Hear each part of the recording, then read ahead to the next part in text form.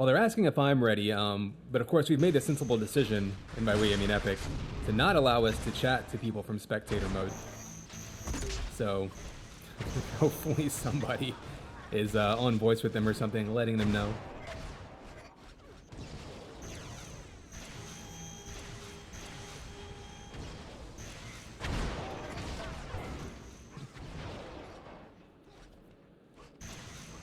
Okay, thanks, Steph. Yeah, we are ready to roll. We're running just a couple of minutes behind. Really not that bad. Halfway through a match day. After two matches played, we're only like 5-10 minutes behind schedule. So nice to keep things rolling and jump right into this one.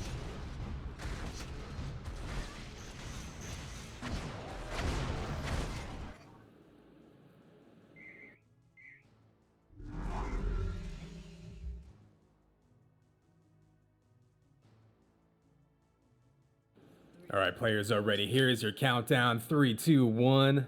Man, it's game time, baby. Connex 5 jumping in. Week 2 of this new season of UTPL. We are on DM Defiance, kicking it new school in the UT3 map, ported over.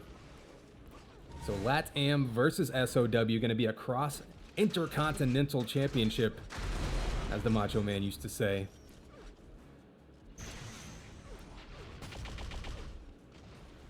So right off the bat, you can see this first 100 armor pickup. Again, this is going to be a critical room. You're going to see a ton of attention paid to it. Some teams putting 3, at times 4 people around this particular room. You have that 100 armor vest. You got that sniper rifle up top. Tons of vials, and of course, damage amp right in front of you. Now, whether that's the way people will always play this map, up for debate. You've got the shield belt basically opposite side of the map. And this is what's going to be interesting, is to see how people's strategies evolve around this. You've got the shield belt now in Crytek's hands. You see him crossing the map. Only a bio rifle up top there. I think that's one of the reasons people are not paying much attention to that area. Bio rifle in particular just not being a favored weapon.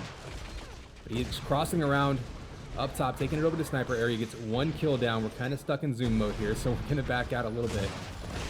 Oh, but he goes down anyway. So nice job. You saw SOW there getting a full round of kills on LATAM as they pushed in with that belt, trying to take back over that kind of dumpster area. Ooh, nice kills there. We do have an amp run going on. Psy running around. He's got boots. He's got amp. He's got a couple different weapons. He's actually going to catch them in that back half of the map. We are, again, still zoomed in. So we'll give you kind of a 3D or a third-person view here. He goes down. Amp should be getting picked up by someone. There we go. Matt's going to have it. And when you get to fighting around this stinger area, there's a bunch of spawns. There's some lower areas. You notice this little cut through is new. Again, they kind of changed that sewer area, split it into 2 sections. Completely changes the flow of the map. So if you're used to playing this in UT3, there are definitely some key changes that you'll notice. And it looks like what SOW is doing right now is they push it up to a 10-point lead. And I'm going to go on board with Fabo since he's got the... Well, he had the most armor, getting erased right there. It's basically turning into an attack and defense game. SOW putting pretty much everybody in that sniper rifle area, just daring LATAM to come through and try to push into it. It kind of reminds me of watching high-level Asbestos from the 2K4 days, and of course 2K3 days as well, where one team would basically put 2, 3, sometimes 4 people in that keg room and basically just hole up there and just defend it almost like a capture the flag base and just dare you to come in and sweep through. And so then if you're sort of the attacking team, so to speak, you kind of have to pick your moments. You might back off and spread a few 50 armors or something like that around, get your team stacked, and then make one big concentrated, synchronized push in and try to take back over the area. Again, almost like you're attacking an assault or capture the flag or something. So we'll see what the adjustment is made here. We've still got a pretty close game between these two. Only a 9 frag difference. It's a relatively big map, so this isn't like a deck or something where you're going to push through, 10, 20 kills in a matter of a couple minutes. Nubik Rubik now on a killing spree with that snipe. It's not the most sniper-friendly map, all things considered, but whenever you hold this top area, this is the most wide open room in the map, really. So if you can get a few snipers around it, you can definitely do some damage.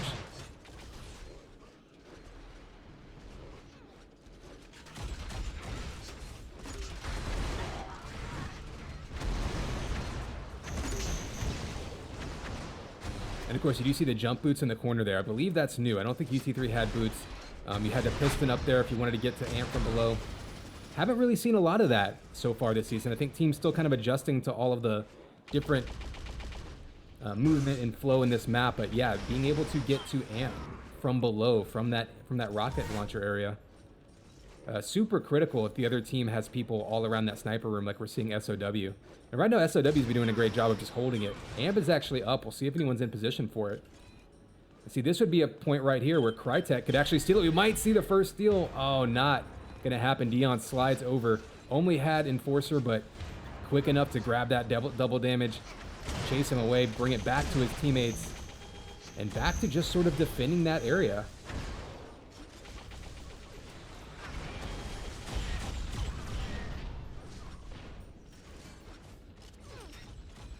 Oh, the Enforcer shot's pinging him down. Meanwhile, Fabo, up top with a double kill. Let's go on board with him. He's got amp sniper rifle. So one thing I am noticing from LATAM, they don't seem, and this could be them proving me wrong right here.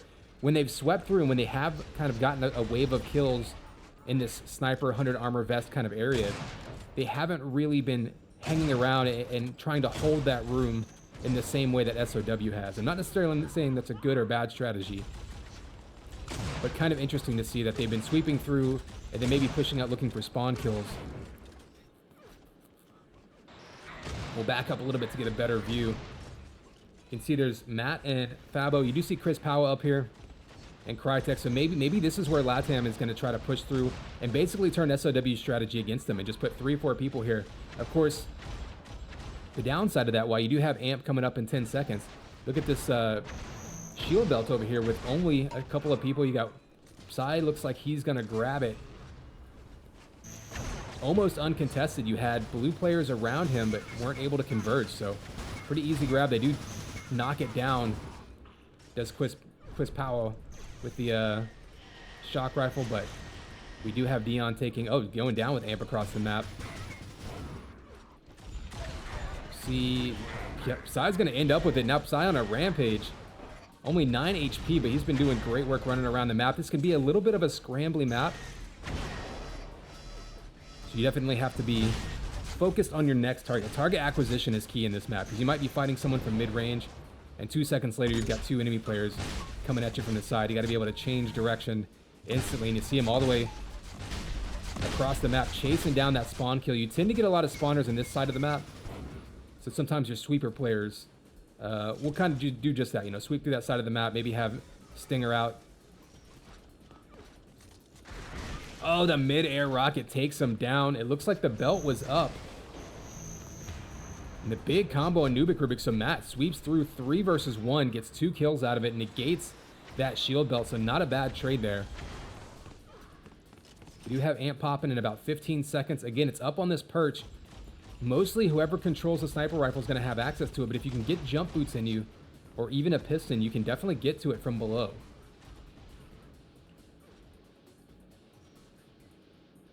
So here we go. Amp is up. Matt's actually in position. This might be the first amp LATAM has grabbed off the stick. I think all the others they may have picked up off of kills because SOW had just been completely dominating that area. Oh, Matt with the amp sniper rifle. This is what he wants, but unfortunately for him, just not able to connect. So uncharacteristic of Matt. That's actually a pretty scary situation to play against, is Matt with a sniper rifle and an amp. It's exactly the kind of scenario LATAM wants to be in and exactly what they need to be in. And he answers back with the flak, but they want to try to come back in this one. They need some serious amp runs. We'll take a quick look at the scoreboard here and get an idea of what we're looking at for pickups. Yeah, 4-1. That was the first amp LATAM had actually picked up off the stand. Almost 4 times the amount of amp time as we take a look at the fight. This is actually a really fun room to fight in because of the geometry there. That shock rifle room. It's kind of unfortunate that people sort of neglect that room since it's a little bit further out of the way, and everyone kind of favors that sniper and amp room because it's just so much fun to dive around there with flak and rockets and just bait people. But I digress. We will have amp and shield belt spawning at the exact same time. About 15 seconds. Not a whole lot of presence here from SOW in the 100 amp sniper room. You can see the vest pops up, and Matt's gonna jump off. Interesting. I don't know if he lost time of the amp or if he just decided to try to secure that kill first. He's gonna have to go back up now. You see Fabo giving him cover from up top. Nice teamwork here trying to cut people off. Oh, I see they're maybe gonna let Crytek go on a run. Matt, we saw him having tough luck last amp run with that sniper rifle. Crytek does manage to land a shot. And Crytek definitely no slouch himself. Nubik Rubik cuts him off through the middle of the map. Luckily his teammate there to pick up the amp. Yeah, I mean, while Matt's probably their, you know, maybe their more feared sniper, certainly plenty of players on this team capable of going on runs. And sometimes you look for the hot hand. And that said, nice job by SOW of basically just avoiding the amp runner there. They didn't really go back and try to double back on him. They weren't trying to take the amp back. They just essentially ran away and let that clock run out on it. Oh, that flak, that point blank flak somehow missed. I know your pain, especially when I play in Pro Mod. That's how I feel every elimination game. Anyway, shield belt back up again across that map on that ramp. You see big fight over it. Matt this time takes it. Special's going to be in trouble. They can't get the chase down kill. Dion from behind takes down Matt. That was a great flank right there by Dion. Gets the trade, but takes Matt out, protects his teammate, and negates that power-up. That's a tough break for LATAM. They fought hard to get that shield belt and ended up only getting a trade out of it. There you can see SOW throwing goo up top. That's actually a pretty sneaky place to put goo. You can see not the easiest thing to see. It pops out a little bit. You can even put it kind of up in the ceiling down there. Catch someone dodging through. Amp is up. Matt's going to have it in his hands again with 125 HP. He's probably the most equipped player to grab it. Now he has to just find some targets. He knows where they're going to be. 3 SOW players converging on him in the 100 armor area. He just can't quite hit his shot. And right now, Matt finally lands a couple. There he goes. Maybe just needs to get warmed up, get himself in a bit of a rhythm. Especially playing with a high ping. I feel like it's all about feel and rhythm. So a couple of kills coming out there. Amp pretty much over. Psy's going to grab it, but just in time for it to expire. We did have the shield belt grab across over there. Nice rockets with those jump boots. The maneuverability of that those jump boots give you completely can change how you look at this map. One thing I've noticed from these teams too, not a lot of attention paid back at this shock rifle. Again, typically teams will maybe put 1 to 1.5 people on that back side of the map. I'm not even sure if either team is dedicating that much effort. It's really been a fight, just constant fighting over the sniper rifle. In fact, let's go back over to that area. I mean, we've got the 100 armor vest right there on the dumpster area. Again, UT3 players, you'll notice this here. Close that off so it doesn't connect. I think the idea was to take away some of the dead space in the map. Could be kind of quiet down there at times. And of course, both teams proving me completely wrong. Kind of an interesting time for everyone to abandon the sniper room when the amp is about to spawn. But now you've got SOW from below. Nobody going for the cutoff. Again, we've only seen one attempt to actually grab amp from below. Now you've got Crytek with belt, sniper, and amp, and a great opportunity to try to close this gap. This is probably their last chance with under 2.5 minutes to go. It's not entirely out of reach, but they really have to make something happen here. You see the killing spree finally getting into a rhythm. Both teams playing with high ping. Like I say, with high ping, it's really all about getting into a rhythm. You're going to have some artifacts and some weirdness. Oh, nice job by Dion chasing him down. And it must be said, I mean, take a quick look at the scoreboard. Both teams playing with high ping. Obviously, LATAM has a tougher time with it. But I mean, you're talking about like 110 ping versus 130 with that link gun. It's not like you're playing 130 ping against 12 ping with that link gun. So while I think it's a huge pain to try to avoid link at high ping, I don't think it's very easy to use at high ping. So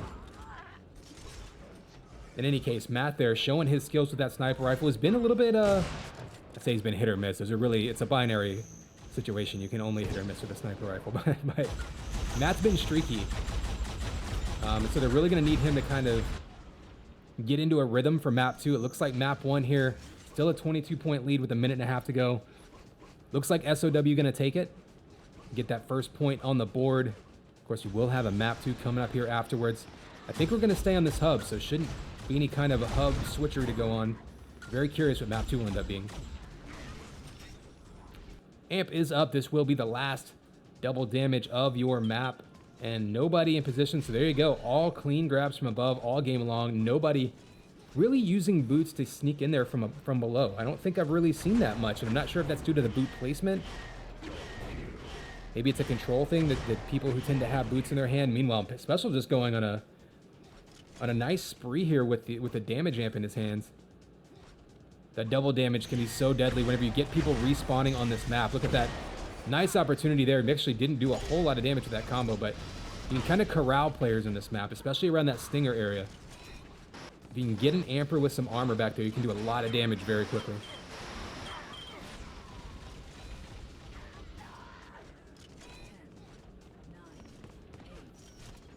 So here we go, 10 seconds left. Give you a quick look at the scoreboard as we ride this one out. SOW on top pretty much the whole time and pretty much by the same amount. I mean, they ended up winning by 26. I think they were up by 15, like 3 to 4 minutes in. So out to a fast start. I think once LATAM broke that control, I mean, they really got up to that, what, 10, 15, 20-ish frag mark in the first half by controlling that sniper area, dedicating so many resources. And by the time LATAM finally was able to push through and kind of disrupt them, it might have been a little late. I mean, you can see the shield belt grabs, 10 to 4 shield belts, because SOW was focusing all of their resources on that amp sniper area. We certainly saw them. I think at one point it was 4 to 1, 5 to 1 amp grabs for SOW. So LATAM didn't even really pick up amps, at least not off the spawn, until the second half of the map.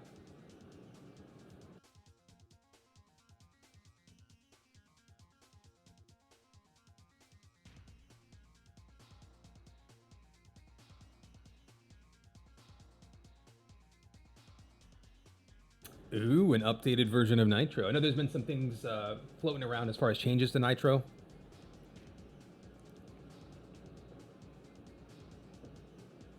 So is this going to be the version with a second flat cannon? I know there's been some talk about, like I say, different versions and changes and such.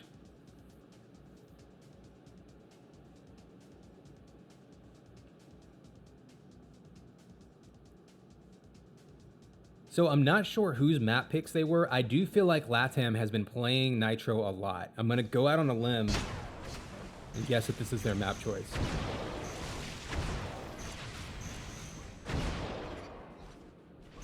Okay, yeah, looks like we got confirmation of that in chat. But yeah, they've been playing this map a lot. They've taken some games off of other teams in practice on this map for sure. I'm hearing that this might be the version with a second flak somewhere in mid. So is that the change? Is that essentially what we're looking at, folks, where just that flat cannon is what's new in this version?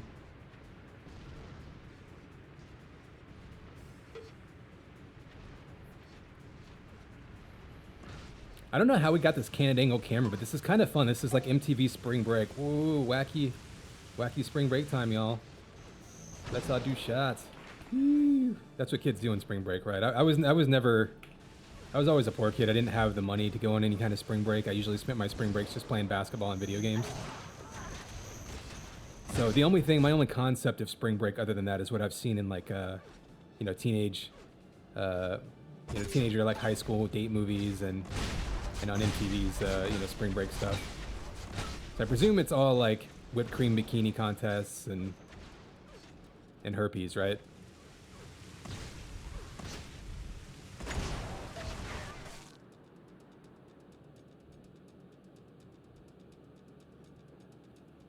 All right, looks like all 8 players in the map.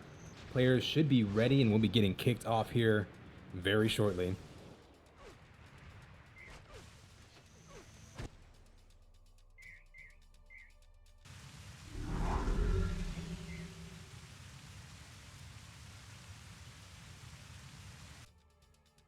All right, players are ready. Here is your countdown. 3, 2, 1.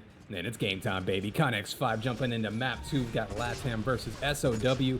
We just saw SOW take map 1 on Defiance. However, I do believe this is LATAM's map pick and perhaps one of their better maps. Some might argue deck, given their skill set, but they have been playing a lot of Nitro in practice matches. And this is a little bit more interesting. It's kind of the opposite of Defiance in the way teams are playing. So Defiance, Like we talked about, lots of teams picking that one room, that sniper 100 armor vest room, putting all of their resources towards that, kind of like almost playing like a domination game where it's almost a control point. Who can hold that room the longest and the most effectively? Here, there's an extra keg on the map. Power-ups are spread out. Weapons are spread out even a little bit more. There's no one place that everyone can hold, or at least that everyone's agreed to hold. So it's a little bit more of a spread out. It's a route-based map. You can't just hold certain rooms. Here you see the first shield belt going to Psy. And SOW up top, you've got the shield belt down there, got sniper rifle up here, and then that box across the way, that'll be amp. So this is an area of the map that you often have folks hanging out in. But across the map, you also have keg and 100 armor. So again, kind of lots of polarities in this map. Definitely not a map where you can just hold one room. You can see Psy here waiting on that amp, not even leaving that half of the map, and that's exactly what I was talking about. Bouncing flak all over the place, has amp in his hands, another kill. And now he's got a sniper rifle, and you can see he can shoot all the way down the map to that 100 armor area. Nice use of the rockets there, switching weapons. Using that high ground to his advantage. He knew if he took 2 more shots, he'd be in danger.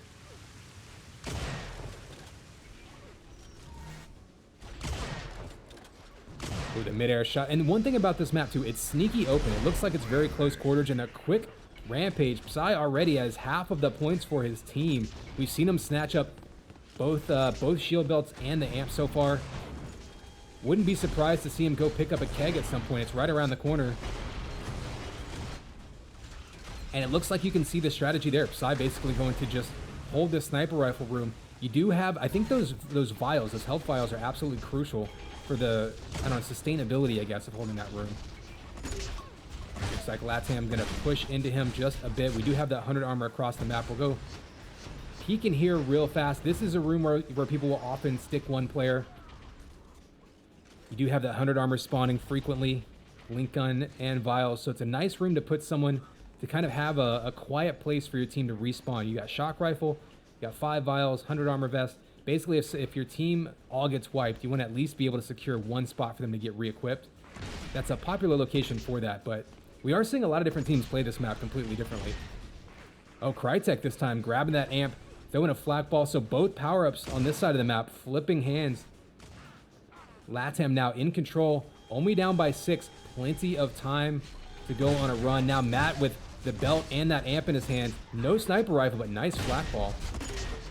And more damage coming out from that flak ball. That's a pretty difficult shot, y'all. Throwing and curving that flak ball up and over an edge like that. Didn't get a lot of kills, but did a ton of damage on that run. Take a quick look up here. So yeah, 2-to-1 belts, we saw that. So LATAM didn't get really any power-ups in the first couple minutes. Able to flip that control back around. Will they be able to hold on to it now?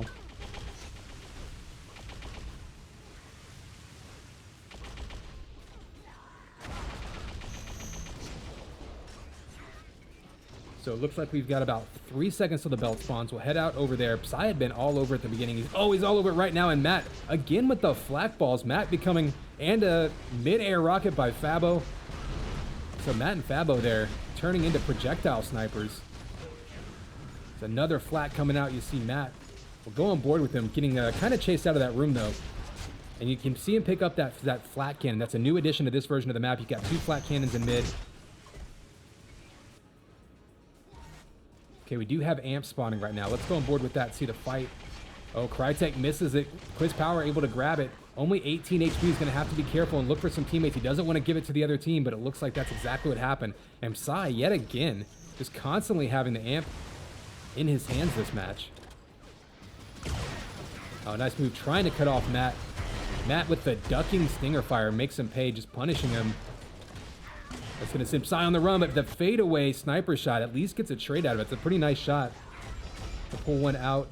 Dual amped enforcers is scary, but not much time left on it. Oh, did he grab that? I actually didn't see. No, he misses the shield belt there, slightly mistiming it. He goes down.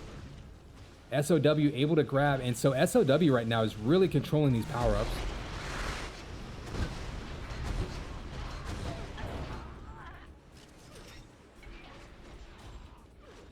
So we've got a little bit of time until the next power-ups. We'll take another look at the scoreboard. I mean, you can see 3 to 2 belts, but that control has kind of gone back and forth. Amp almost double the amount of time for SOW. Even on belt, or even on vest, I don't think either team. Let's actually take a look at that vest area. I've got a little bit of time until the other power-ups. It doesn't look like either team is necessarily dedicating a person to this room, so they're kind of just sweeping back through it. So it's kind of interesting to see. Nubik Rubik grabbing a keg. It's kind of hard to keep track of kegs in this map if you're not used to it.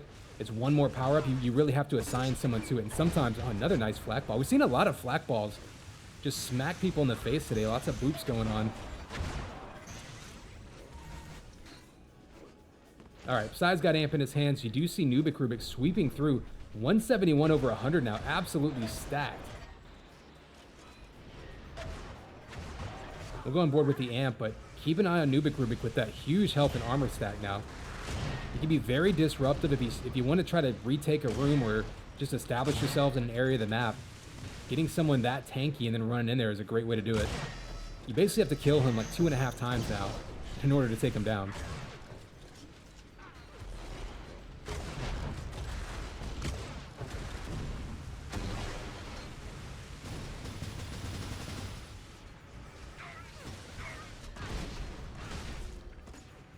All right, well, you did see Matt erasing Nubik Rubik, but that's the kind of thing that you will often see in this map, though, is people getting, you know, combining keg and an armor. You see a belt, this time going to Crytek, so LATAM reestablishing themselves on that backside of the map. I say backside of the map, the belt and amp side of the map, we'll put it that way, right over by that sniper rifle. And again, though, what I'm seeing from LATAM is whenever they do get a power-up, they're immediately taking it in and, like, causing a brawl with it. They're not necessarily trying to hold areas of the map. And so a little bit of a difference in, I don't know, I guess a difference in playstyle between these two teams. SOW playing the much more control-oriented style, trying to deny not just power-ups, maybe weapons. And that might be the difference that we're seeing here. It's kind of hard to quantify based on the scoreboard, but power-ups don't even do you any good if you don't have any weapons to use them with. Meanwhile, though, Crytek going on a bit of a tear here with that amp. Down to 11 HP, he's got to back up. Has help from above. He goes down, but Matt right there to scoop the amp back up. That's great teamwork there, knowing, oh, that you're going down, and Psy makes him pay. More great flak work today. And then another flak ball right under the face. I don't know, did we buff nerf today? Is that what, or, no, did we buff flak today? Is that what happened? We should buff nerf, though, just as an aside. That's a whole other project, though. I'm sure there are already plenty of YouTube channels for that.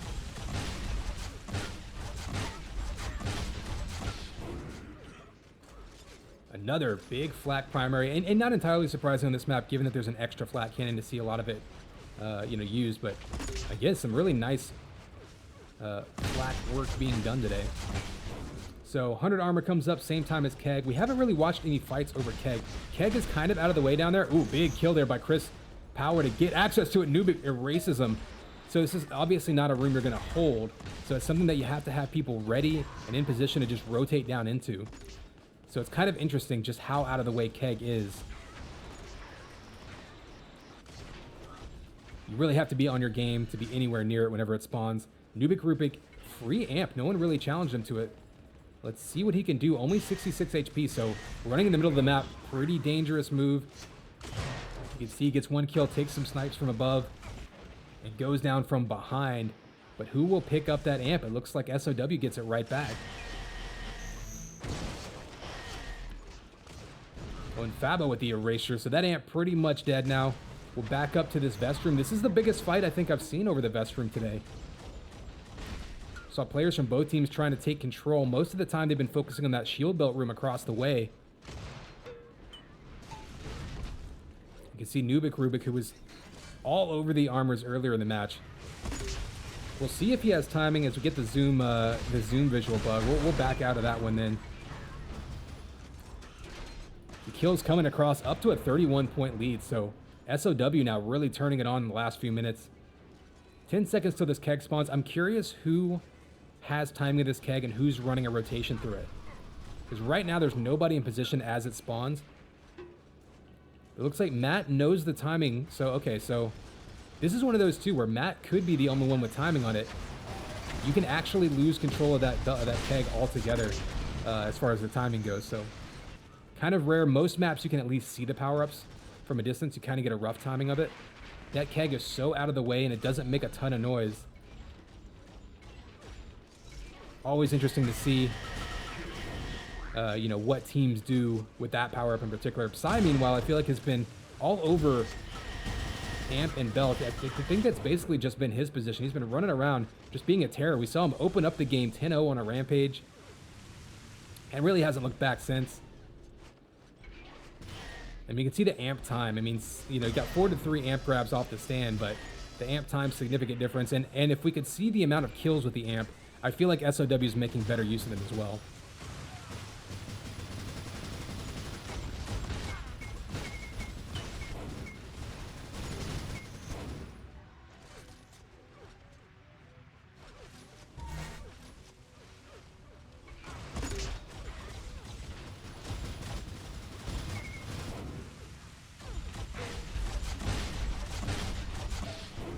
And Psy with another rampage, this time with 9 HP left. But definitely been super critical for SOW. Psy right here having a massive game. Got a little bit of time, got Keg up, 100 armor up, but take this opportunity to peek at the scoreboard.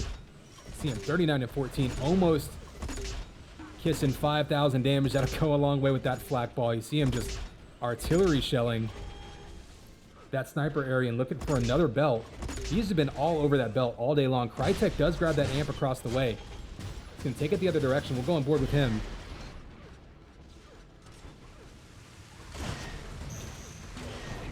There's a double kill coming out. Looking for more targets with that sniper rifle. He's got one up top. Can't quite connect. Oh, and the flak ball.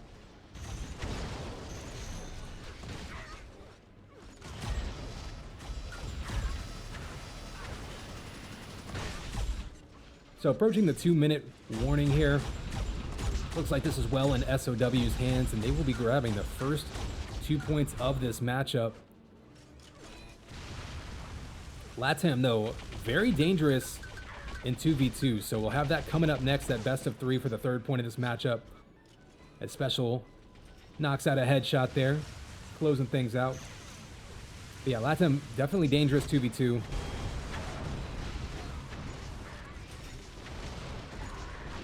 So every opportunity for them to get some points on the board in this matchup, and dominating now for Psy off the back of those power-ups. He's been, like I said, all over belt and amp. In fact, sometimes he's been using that belt to pick up amp from LATAM whenever they do grab it.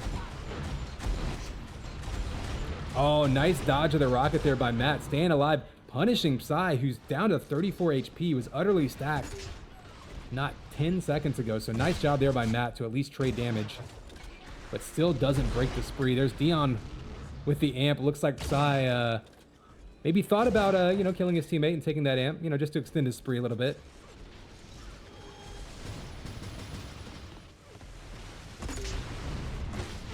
Big flat primary and another one. And Psy with 4 HP somehow extending this spree. We'll see if he can get to unstoppable. He's only got 38 seconds left to go, and you can bet anyone from LATAM that sees him wants to take him out, but he's only got, oh, and there it is, the kill with the Enforcer ends that spree. We'll close you out with the scoreboard, and you can see Psy with a massive game, almost, well, just past 5,500 damage, kind of creeping towards 6,000. Anything over 5K is a big number, so obviously the numbers speak for itself, though. I mean, 50 points, 15 deaths. You can see him dominating the belt. 9 shield belts for Psy. 85 seconds of amp time. Just a one-man team on this map.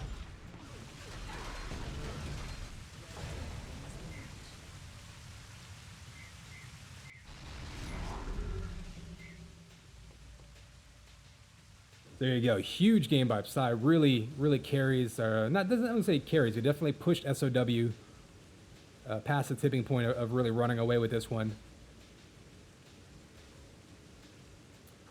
So both points in the 4v4 going to SOW. 2v2 portion coming up next.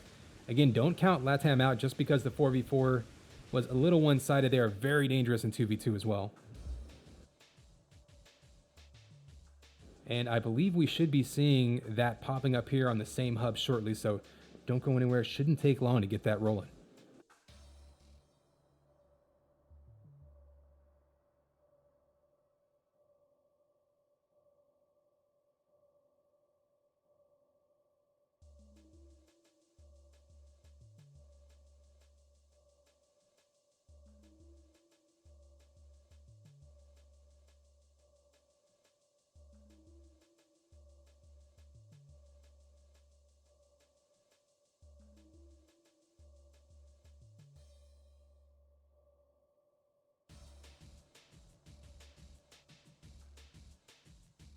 All right, good games coming all around.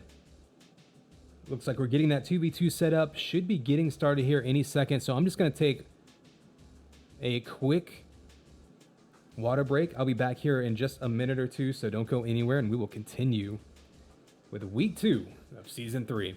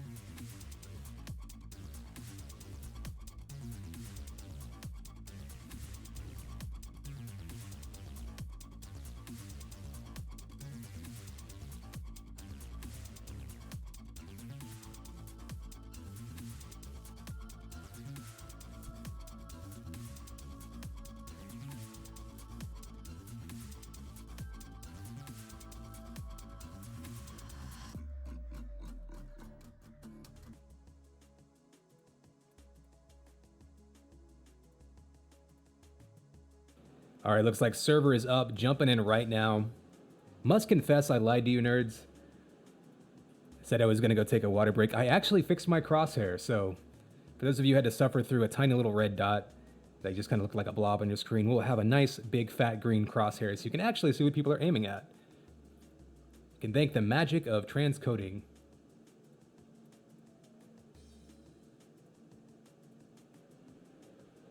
Hail to the king, baby.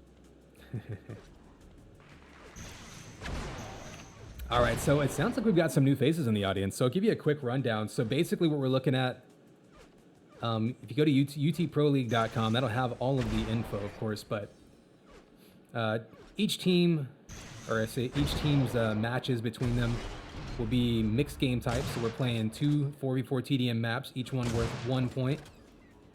This is going to be a best of 3 2v2. That'll be worth another point. And then a couple of best of 3 duels. And those will each be worth another point. So there's 5 total points available in any given matchup between 2 teams.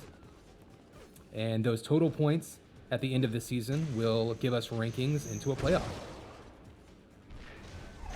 So this is why you'll see some of the same folks that played in our 4v4 there, playing in some other game modes together.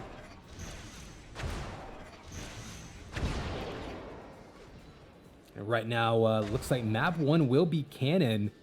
I'm kind of curious, actually. I have no idea whose map this would be as far as map picks go. Looks like players are ready, though, so we'll be jumping into this one any second now.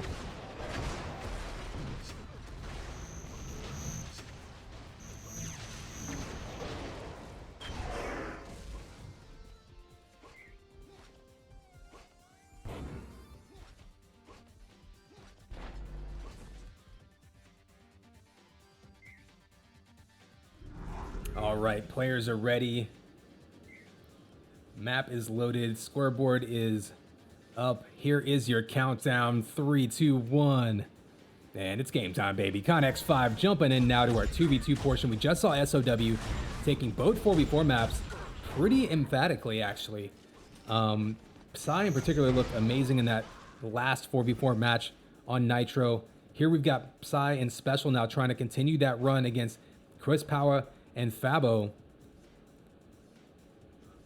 Remember, this is going to be a best of 3 now, so no points unless you can manage to win 2 of those maps. Very curious what the map picks were here. LATAM, of course, being a very hit scan oriented. I mean, they want to play long range. They want to play sniper and shock. So this is a map you can definitely do that on. Kind of a wide open map. We are on DM Cannon, of course, with the eponymous cannon on it. We'll go over that in a bit. Basically, though, this thing right here will launch you off the map, and you'll get eaten by a Megalodon. Here we go, fighting over the shield belt area. One of the few areas in the map that's actually very close quarters. You see a lot of flat cannons and rocket launcher battles in there. Otherwise, though, as you can see, the middle of this map very wide open. Players running around with sniper, with shock primary, really utilizing those hit scan skills. Oh, Chris Power trying to do the fancy jumpy jumps. Ends up going for a swim down there. You got to be careful in mid. You'll notice as they're bouncing around in the middle of this map, there's a lot of water in the bottom. It's pretty much a death trap. There's tons of health there, as you can see Psy strategically diving down in there. And there is that cannon. When it's green, it is armed. You can see when you shoot it, if someone's on it, it will blast them off the map. So what you'll often see is people have their teammates trigger it while they jump on it and grab this double damage. Sometimes people will trigger it themselves. A little bit trickier, but it can be done. And sometimes you see people do stupid things like just blindly jump onto it while their opponents are waiting. And if you see people flying off the map, that will be why. We do see SOW backing off, so that's actually a really smart move. So LATAM grabbed that double damage, took it over to this 100 armor vest side of the map looking for some free kills. SOW just backed up and took that shield belt. And then they single them out across the map. So LATAM there getting split up, a bit of a mistake. They had 100 armor vest and amp in one player, and then they let him kind of get peeled off into the corner. Psy there with a double kill. And LATAM now in a tough spot. They're going to be respawning for a bit, trying to restack up.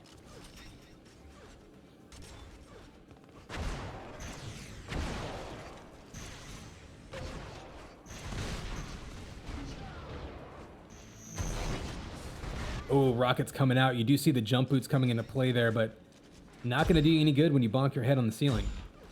So still a 3-point game. We do have shield belt popping soon. We'll head over to that. You see Special in position. Fabo underneath trying to do some damage, maybe knock him off. You can get physically knocked off. Oh, he misses into the combo, takes him out. Special with a slightly late step. Psy comes through and answers right back. But a brilliant combo there to take him out just a step away from that belt.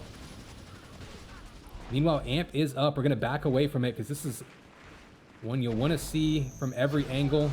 A clean grab from Psy, so they managed to take out Special off screen, but Psy with a clean grab, going to try to do some damage with that flat cannon. He does need to grab some health, so that'll slow him down a bit. It's so hard to get away from the amp runner on this map, though. It's such an open map. It's not one where you can just kind of, run in circles and avoid them like you can on something like Rankin or even Dex sometimes. Fabo with another nice combo. LATAM just trading runs, basically. I mean, I think you'll see 2 or 3 kills for one team, 2 or 3 kills for the other, so dead even back and forth. Combos really coming up huge for LATAM. I gotta say, as much as I talk about them being sniper-oriented, hit-scan-oriented, they've been coming up big with the prediction combos so far this map.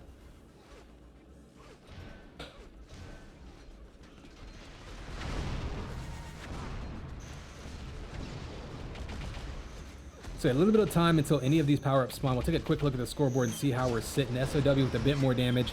Dead even on amp time. Dead even on pretty much all the pickups. So gives you an idea of why the score is so close. No real map control assertion by either side. They've kind of been going back and forth. You got this 100 armor vest spawning now. Fabo able to grab a shock rifle and that vest. You can imagine why that area is so well sought after. 2 key pickups there. We do have amp spawning in 3 seconds. Obviously, he would love to get around to it. SOW abandoning ship. Looks like SOW... Oh, never mind. Special coming back up with rockets. So it looks like they're not really interested in Amp right now. And Fabo with a rare uncontested grab of Amp on a map when all you have to do is shoot that cannon. Not sure if SOW, if that was a strategic move or if they just lost track of it. And you can see right there, Fabo had no shock ammo, so Chris Power actually dropped him a shock rifle, refilling his ammo. That's a good team play right there. Another tactic. Fabo there knows the 100 armor is up, but he already has 100 armor, so he's going to try to save it for his teammate if possible. Or at the very least, use it to restock himself if he takes damage here. So you see that holding that 100 armor vest for a good 10 seconds. What that will also do is reset the timing of it, so that if SOW has timing of it, they now lost it. They have no idea exactly when that was taken unless they heard it from around the corner. So a lot of tactics going on in that little 10 to 15 second clip. Something to keep in mind as we see these teams continue to play. Oh, Psy, a killing spree, really getting warm. Does go down, but take a quick look. I mean, you see 10 to 5 right now so far. That spree equaling the difference in score. Psy had a massive game on Nitro in that last 4v4 TDM map. Trying to continue that momentum. Kills going back and forth. Oh, the jump boots don't get the job done, and Psy goes down to the flak. Boots can be so critical on this map because of how vertical it is, giving you access, of course, to something like the belt. And you see sharing the armor again. Armor distribution so key, and he gets knocked off the map. So unfortunately for him, ran out of jump boot charges. Could have saved himself there. Here we go. Amp is up. There's so many ways to get to this amp from all over the map. There's also obviously so many ways to shoot that target and blast people into the drink. You can see the rockets coming out. Fabo going to take a risky move. He grabbed it and jumped off just in time, right before it got triggered by SOW.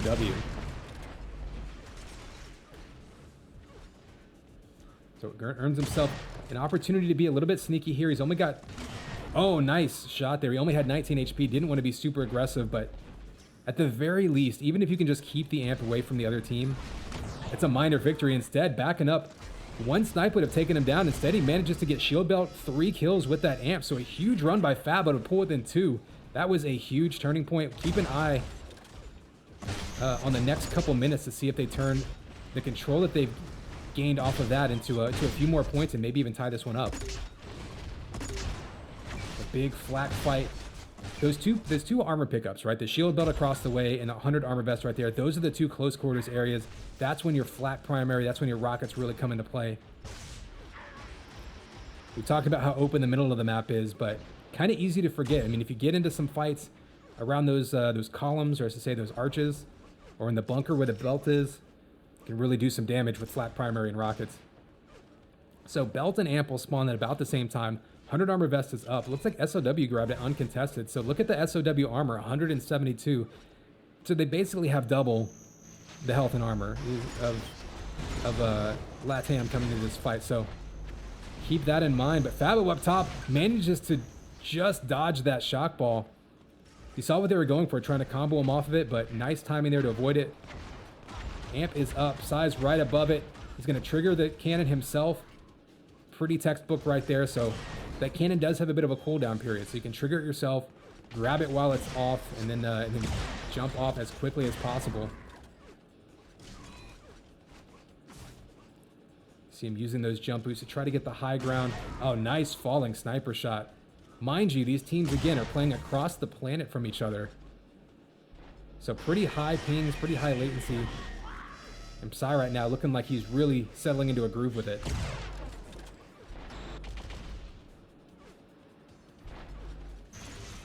$10 seconds till this belt spawns, so actually SOW getting to this belt pretty early. That could cost him. You see Chris Power up top with the flat cannon dropping those smiley faces down right onto his head. Special though, coming down from below to chase him down. Chris gets the belt, but gonna be on the run a little bit, using that flat cannon to defend himself. It's pretty smart play there, dropping those flak balls around the corner while he gets away. Some people might grab that belt and kind of think they're invincible and just blindly dive in. It's a smart play. You basically denied it from your opponent. It's a minor victory. Then you head over to your teammate to meet back up. And you can see the flank going on there with those boots. Nice use of those boots to go all the way around the corner. We do have this belt, or excuse me, a vest spawning. Actually, it looked like it already spawned, so Fabo grabbed that. And we have 3 seconds till the amp spawn, so Double damage and vials all in play. You will often see people pick up those vials even between amp spawns. Ooh, and you see Psy now getting disrupted from the side. It's going to be kind of a messy grab. Who's going to grab it? And more to the point, who's going to keep timing of it? Fabo's up top. He's going to have pressure from behind. He can't dive on there. Psy's pushing through. He's got to be careful. He's got Chris trying to trigger the cannon. A nice job by Chris of actually taking him down with that link. He goes down. There's just a huge fight over the middle of the map. I think we've seen 5 or 6 deaths in a row in the last 10 seconds. And in the end, up to an 8 frag lead, Special's got the amp and belt on top of it, and that was critical because he only had 38 health. And there's a killing spree by Special, who answers back. Psy had been going on sprees all day long, and this could be SOW's opportunity to finally really clamp down and take this map. They've had moments of control. LATAM's come storming back each time. Been anywhere from a 3 to 5 frag lead for pretty much the entire game. So if SOW can flip this control, maybe extend this lead, they can maybe hold on to it for good. First double-digit lead we've seen this game.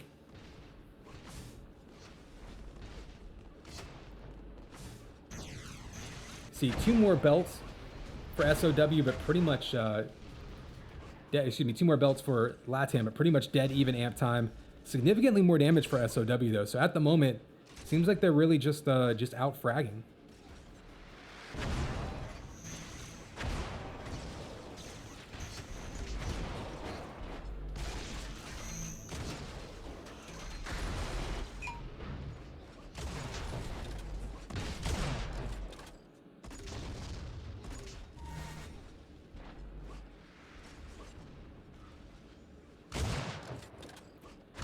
All right, so ticking down towards the 3-minute mark. Oh, nice headshot there by Special. Still about a 14 frag lead. We'll back up to this amp. Going to be a very critical time in this map. If LATAM wants any opportunity to come back, they're going to have to not necessarily go on amp runs, but at the very least control that power up. They cannot let SOW go on any more sprees on the backs of these power-ups. See Fabo and Psy. Fabo wins with the flat cannon. He's going to grab it. Dangerous move. I'm very surprised he didn't get launched off the map there, but instead, Chris comes around the corner, gets the snipe, back to an 11 frag difference. Plenty of time on the clock, especially if Fabo can get... Oh, he's got the dual enforcers, so that's actually pretty dangerous. Not going to be great at range, but dual amped enforcers, nothing to sneeze at. SOW, though, again, just moving across the map. Every time LATAM had that amp, we saw them move over towards that 100 armor vest, and most of the time, SOW would counter by rotating around to that shield belt and just kind of holding up and almost what they were doing on Defiance, like we looked at, basically playing defense and like daring them to attack in. So not a lot of effective amp runs here for LATAM, despite challenging the power up pretty effectively.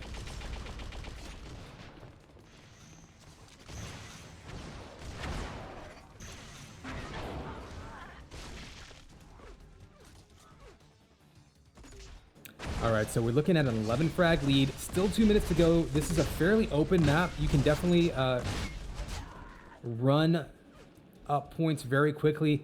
Double-digit lead with a minute and a half is difficult on this map, though. We'll see Fabo, who's going to try to add 100 armor to his arsenal, but that belt again. And here's the thing: SOW's been grabbing. You can see them tied up 6 to 6. They've had 2 or 3 belts in a row now, I think, that are basically uncontested, and you can't really allow that in 2v2. And now Psy with that amp, again, relatively uncontested. I think in the last half of this game, LATAM maybe just lost their rhythm a little bit. It's kind of easy to do in team deathmatch. It can be a little chaotic. You know, maybe the first half of the match, you've got your rhythm, you've got your patterns in place, your routes. Then you get towards the 7, 8, 9 minute mark, and all of a sudden everything's a little more chaotic. All of a sudden the sync between the timings of the pickups is a little bit off. SOW, we can see they basically were conceding the vest at times in order to get to the belt ahead of time. Sometimes even conceding the amp and just avoiding it. Seemed to work out for them, though. Looks like they're going to take map 1. Again, though, this is a best of 3, so we will see what happens on map 2 coming up next.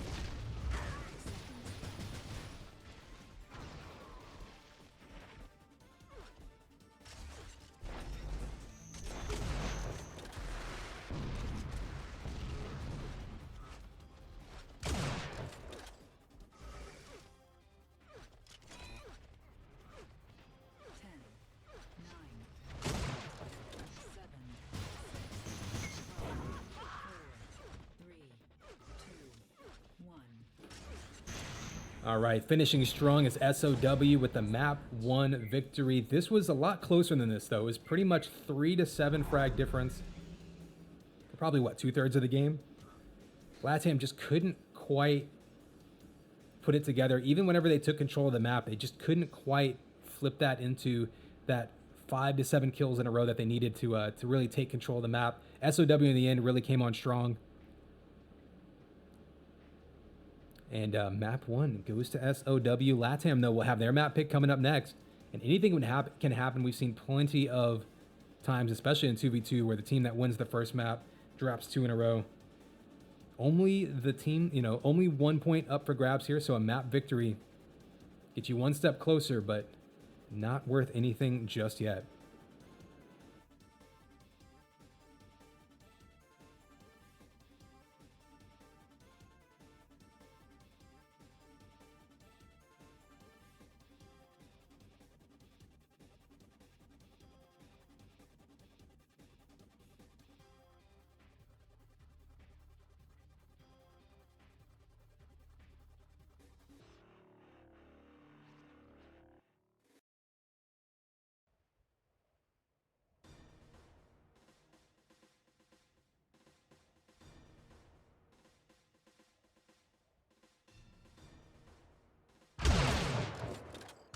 Hail to the king, baby. All right, looks like we are on Rankin from map 2. Not an altogether different map than Cannon, definitely bigger though. You're still gonna see a lot of emphasis on that sniper rifle, a lot of open areas. It's not quite as open in middle, but you can see there's a lot of long corridors, a lot of places where you can control the map from a distance.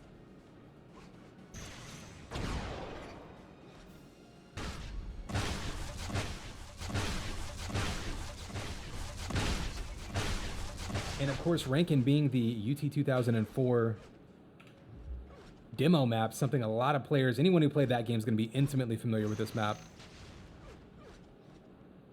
So it shouldn't be any secrets left. It is a map, however,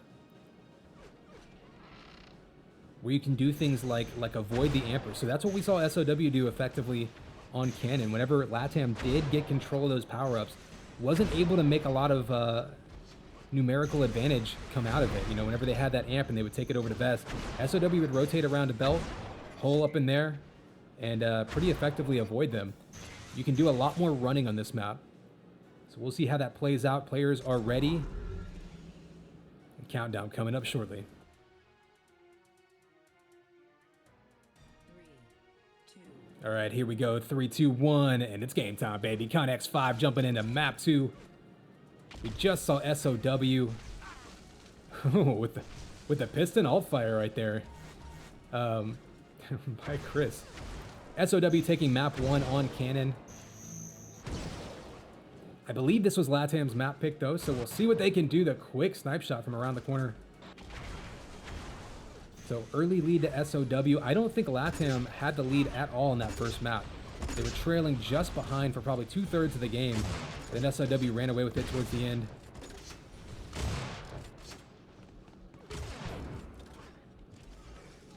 Another medium to long range map for the most part. Actually, it kind of similar to Cannon in that sense. Medium to long range around a lot of the map, and then close quarters around the key power-ups, that damage amp, and of course that belt. Do have the first belt spawning. We're going to be heading right through the vent. Give you a view of it. Oh, the nice headshot up through the ground. Fabo on top of that move. He said, I've played this map before. You're not going to sneak up on me. Oh, Sai answers right back, and Fabo with the response back and forth. This can be a very fast-paced map due to the way that players get funneled into this area, basically. Shock rifle down low, sniper rifle up top, amp's going to be down there below. We're going to slide around over to it. Fabo right now would be in great position.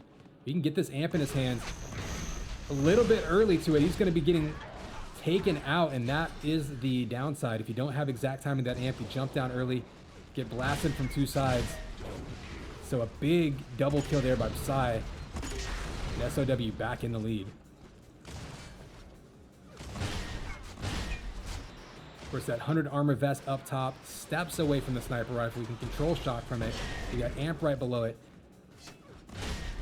wouldn't be surprised if most of this map is people fighting over that top area and then occasionally running down whenever this belt comes up. Psy continues to just out-frag the universe right now. See, already 800 damage output by Psy. Had a huge game last game. Had a huge game the game before, dropping a 50 bomb, almost 6k damage in that 4v4. Just on a tear right now. And SOW up 6 early on. And there you go, already on a spree. We saw him start that last 4v4 game on a rampage, if I'm not mistaken. I think it was 10-0.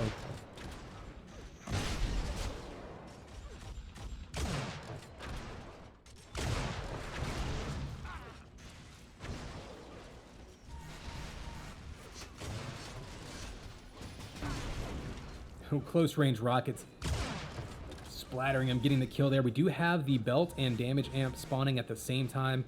Looks like Psy's going to take amp. They're fighting 2v1 over that belt, and it looks like Fabo was able to take control of that. Special goes down. He is pinned into this area, though, by this amp.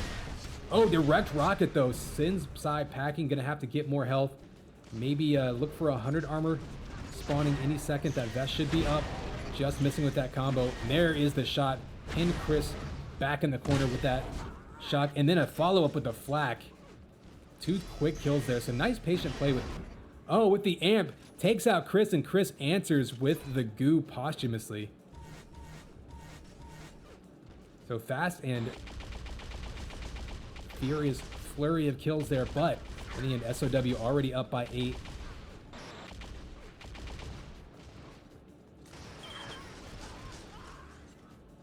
Power-ups are going to be a little desynced now. You see him grabbing that 100 armor vest. We have shield belt spawning any second now. I imagine you'll see a fight over it. Fabo's in position. Chris Powers down, giving him some cover. And there you go. Fabo with a pretty clean grab of that belt. Still 20 seconds until the amp spawns, so he'll have time to try to assert some control with it before that power-up.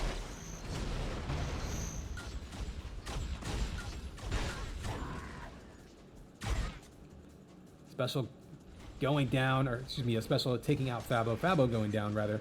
We do have this amp spawning any second. Let's head over to it. We've already seen what can happen when you get to this amp early and you just get annihilated. Ooh, uncontested grab, though, so special. This time, LATAM getting to that amp a little bit late, and you see the opposite there. If you're just 2 seconds late, all of a sudden you give up a clean grab. Now he's got 125 health, 100 armor, and he can just go on the hunt looking for respawners. Fortunately for LATAM, they were able to avoid him for a little bit, taking some time off of that clock. Still 10 seconds left on that amp run. Oh, and he just bullies him off of that 100 armor vest. And the spree there by Special. We saw him going to spree last game. Him and Psy right now are both just on a roll. And we'll see if LATAM can do anything to break that rhythm, because right now, SOW really looking strong.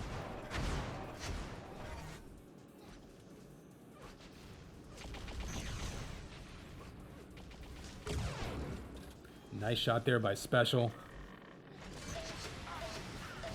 Ooh, 3 shock primaries in a row, but Chris Power able to take him down, melting him with that link gun beam. But not before that spree helps them push it up to a 16 frag lead. So early on, big statement here by SOW, trying to close out this 2v2 portion. Again, this is a best of 3 for 1 point in this matchup. Then we'll have a couple best of 3 duels for the last 2 points between these two teams. SOW took both points in the 4v4. They can hold on to this one. They'll take the point for the 2v2. But LATAM right now got to be looking to regroup. I mean, 17 points, not even halfway through this one. Obviously, it can be done. But SOW is looking like they're feeling it right now.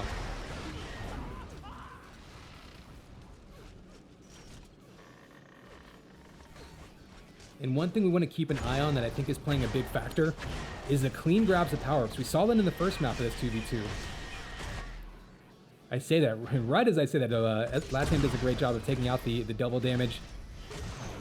And actually twice in a row. So nice job by them there focusing their fire, taking down the amp runner. That's something they hadn't been doing a great job of up until that point.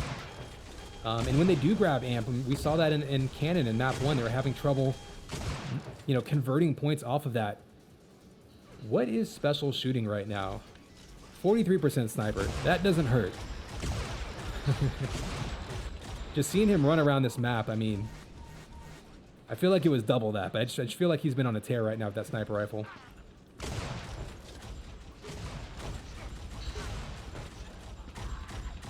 There are 3 shots in a row with someone strafing back and forth right in your face.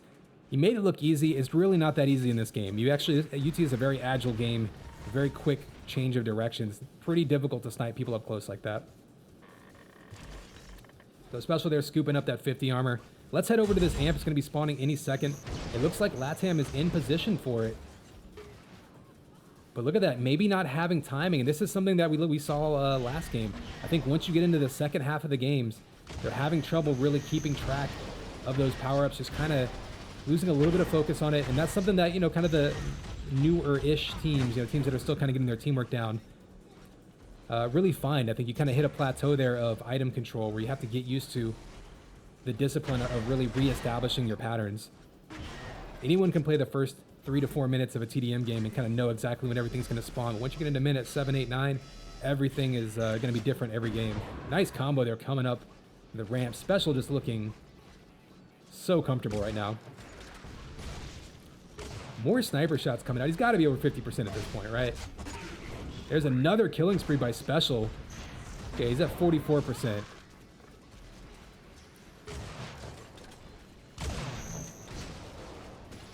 And look at him right now. Yeah, 27 and 12. Psy had such a huge game the last couple maps. He just figured Special would answer right back. And really pulling away from this one. We're about halfway through.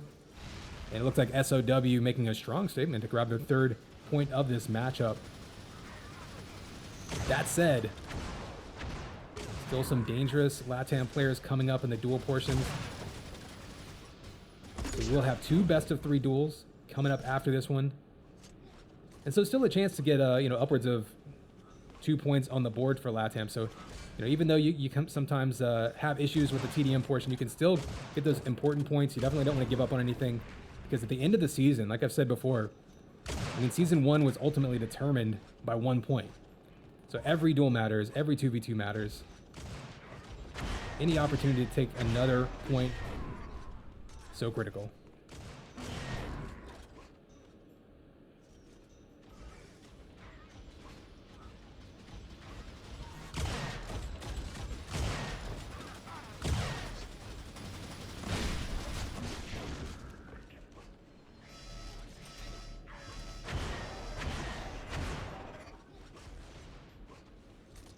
Yeah, so see, we got, again, some new faces in here.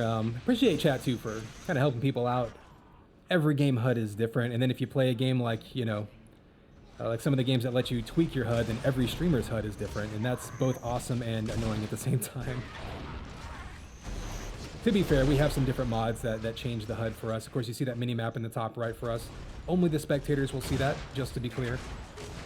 Definitely feel free, if you're newer to the game, definitely, you know, if you're not familiar with the layout of the maps, that can sometimes be helpful when we talk about, you know, 2 players at shield belt or running around to the amp. I mean, definitely get used to peeking at that mini-map to give you an idea. It's exactly what we're looking at right now. This is the sort of corner where the damage amp resides. And we've got some players peeking around at it. LATAM can't quite make the push. You've got Psy in position. Wouldn't surprise me to see them push around to it, but actually they're going to just push after the kills. SOW right now. Interesting. Maybe they lost track of the amp. Still 4 minutes to go. I've seen crazier things happen, but right now neither team is on top of this damage amp, and that's actually probably fine for SOW. If they can make this chaotic, if they can make it just a messy scrum, that's okay for them. They can run out the clock, they can trade kills, no big deal. What they don't want to allow is LATAM to take control of these power-ups and go on some killing sprees, because we've seen teams able to whittle their way back into games like that. They get an amp run, they get control of the armor, they get 3-4 kills here, 3-4 kills there. Next thing you know, it's a single-digit game, and you know, anything can happen at that point. That said, Special circles back around, grabs it, gets the quick kill. Chris does take him down, but again, trade's not really going to help LATAM at this point.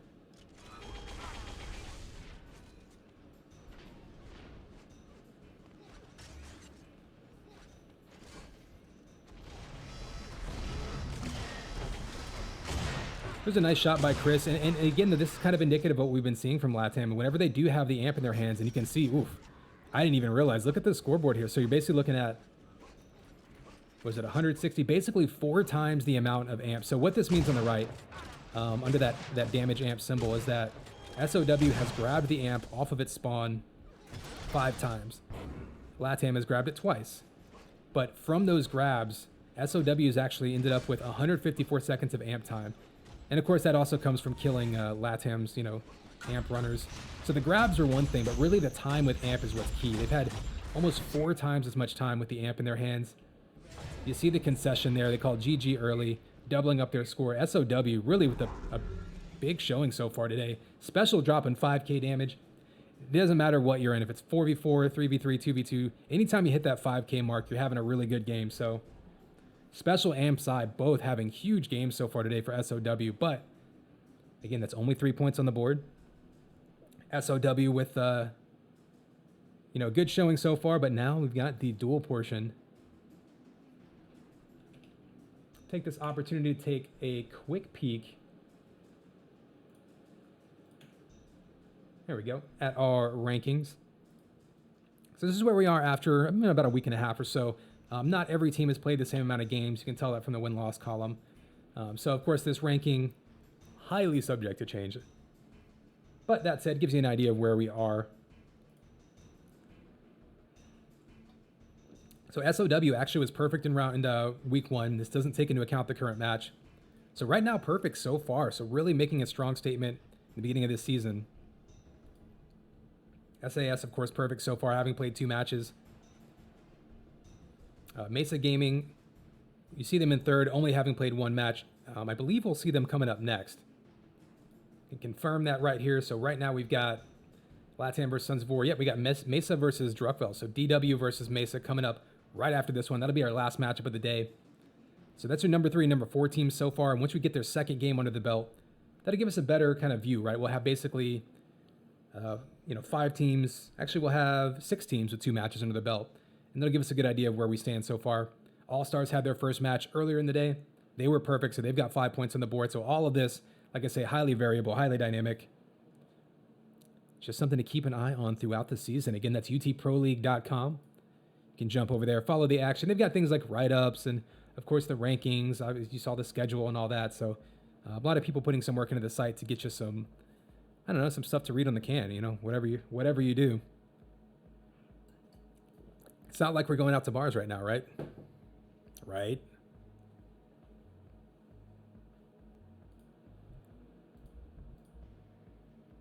All right, jumping back into the hub. It looks like we've got Matt versus Nubik Rubik.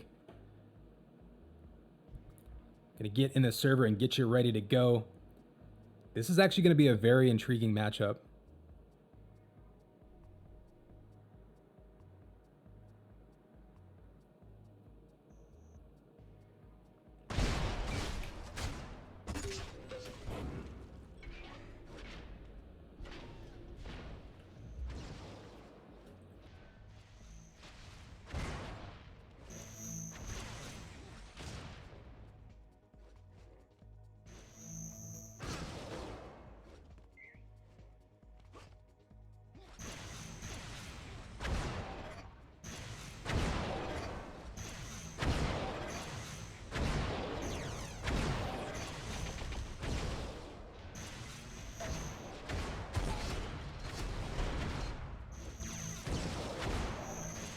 All right, so we got Nubik Rubik versus Matt. Again, this is going to be a best of 3 duel.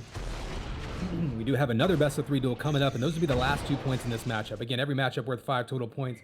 We're going to get this one kicked off right about now-ish.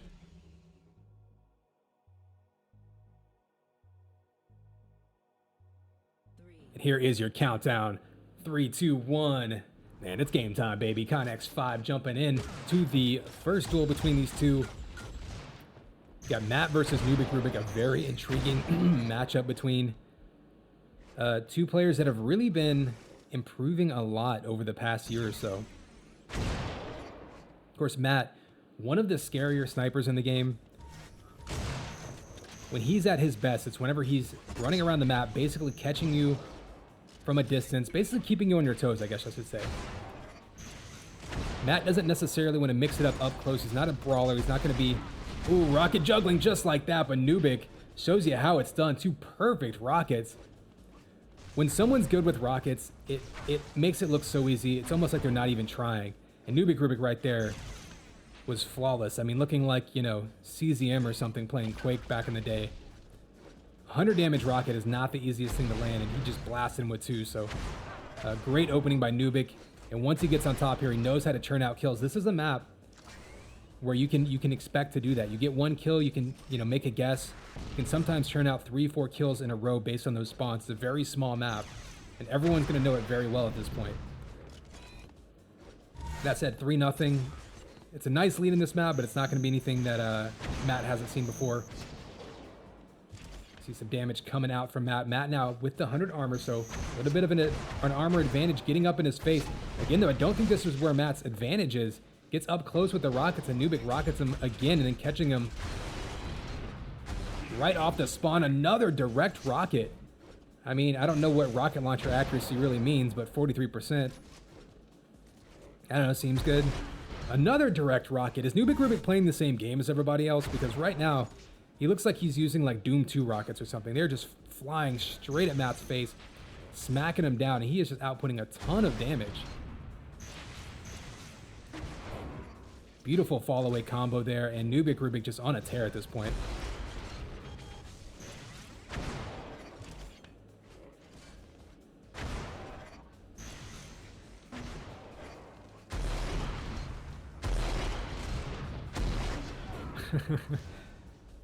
I don't know, it's another minute off the clock and another direct hit rocket by Nubik Rubik. This is going to be one of those deals where Nubik figures out how to break the game by playing in a completely different manner. This is a map, though. I mean, this is a map where, while it's not necessarily a close quarters map, it's kind of, you know, it's kind of a mix. It's actually a pretty balanced map as far as distance goes. There are a lot of opportunities to catch people with their backs to walls. You see all these jump pads getting around the map, lots of choke points. Usually, though, you would use that as splash damage. You'd use that to get the, you know, damage bouncing off the walls and such. Nubik Rubik has just been placing rockets directly down Matt's throat. Quick 7-0 lead, but Matt fighting his way back into it. Big combo by Matt. Erases that shield belt. He finally dodges a rocket. I completely expected that rocket to just nail him, but, you know, finally manages to miss one. Keeping control of this armor, so Matt keeping focus. Again, plenty of time on the clock. Especially on a map like this, 5 kills, it's a nice lead, but far from insurmountable. There's a snipe by Matt. He's got him down, and again the snipe. And you got to understand, for Matt, sniper rifle is basically his minigun. So some people might say, well, why is he trying to finish him off with a sniper rifle? It's like, that's his gun. That is his safety blanket. That is his comfort zone. And you can see why right there. Very nice sniper. Just twitching, catching him right up top. And Matt on a roll of his own pulls it to a 3-frag lead. Anything can happen here, and it's all going to be a matter of map control and making these runs happen. 3 seconds till the belt spawns. I don't think Nubik's going to really challenge it. Happy to just soak up those health vials and armor. And actually did a pretty good job. I mean, 150 armor for Matt, but still 125 over 75 for Nubik. Not a bad trade-off there. You can see why he didn't want to jump into any risky fights.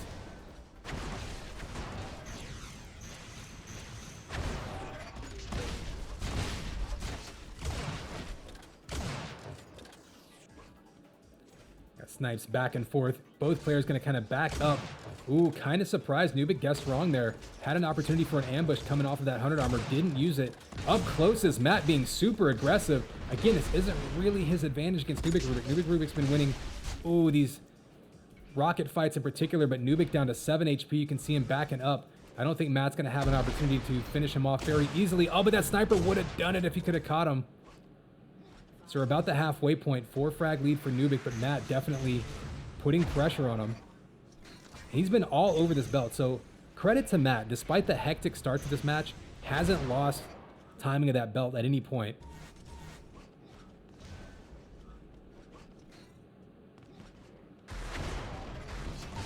Oh, that flak. Doing some damage. Takes him down a bit, but he still needs to hit one more shot. Nice. Moving sniper has him where he wants him. Oh, and he can't hit the shot, Matt. Oh, and Nubik decides to dive in him. I don't know if he guessed wrong or maybe thought Matt had lower health than he did, but big risky play by Nubik. Gives him 1 kill, and there's the second follow-up kill, down to a 2-frag lead. Matt heard him respawn there. It's a smart play by Matt. He has 13 health, so he has to get some HP back in him before that armor's going to do him any good. And now he's in pretty good shape. Nubik's going to back up, knowing he was able to get back to full health. So hearing him spawn, that was a key play there by Matt. Hearing Nubik spawn actually right here to cut him off from the health packs and just turning an about face. Again, right on top of the shield belt. Perfect control so far. Only a 2-frag difference. Huge combo there. Down to 60 HP, and Nubik dives back in with those rockets. Smacks him down. Big play there by Nubik. Super risky. And both players 1 shot away from death. You saw Matt with the backwards jump pad wall dodge move to go straight to that health.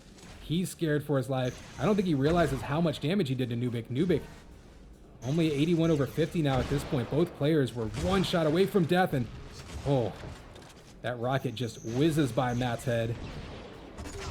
Oh, the flak ball goes right over his head. You saw it just arc and barely miss him. That could be huge right there. That kill. If that flak ball hits, this match looks completely different. Instead, it goes right over his head.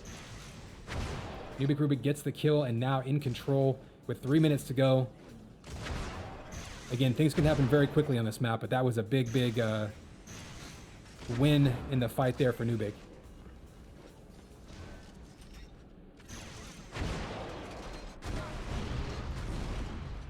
Close range sniper by Nubik. That's going to hit, and I think that might do it.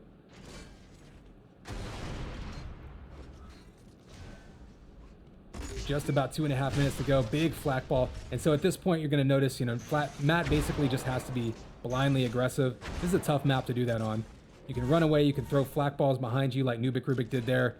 Basically bait your opponent into diving into damage.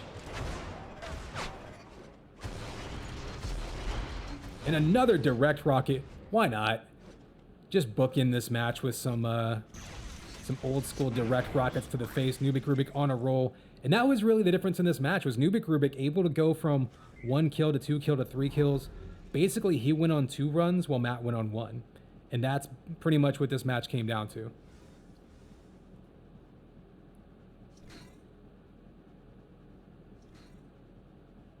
He can look pretty much dead even on the armor pickups. A little bit more damage for Nubik. I think most of that coming off the spawn. I think Nubik Rubik able to convert those those spawn kills made the biggest difference there. Matt, so close to coming back, was within 2. He had that close range fight. The flak ball went right over Nubik Rubik's head. Did 0 damage, and he got blasted. And then after that, Nubik again churned out another 3-4 kills and ran away with it. So exciting first map. SOW, though, still perfect in this matchup. Trying to stay perfect with 1 more map win to put that 4th point on the board. Matt trying to come back. Map 2 coming up here. Very curious what it'll be.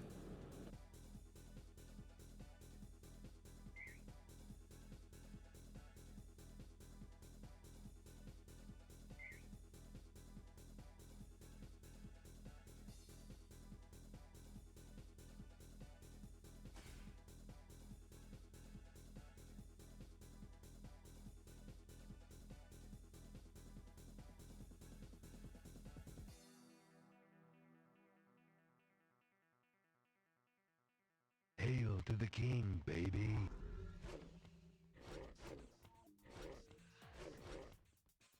All right, we're on a race. This will be an intriguing matchup between the two. I don't have a super crazy intimate knowledge of these players and their preferences and their histories and all that.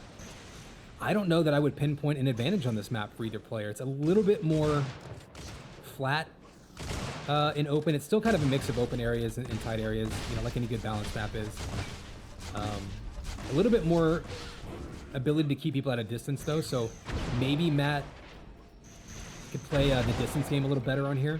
An ASDF with sniper rifle, you're doing a little bit more of the like cat and mouse, you know, ambushing with sniper, you know, trying to catch people, diving across line of sight windows and stuff like that.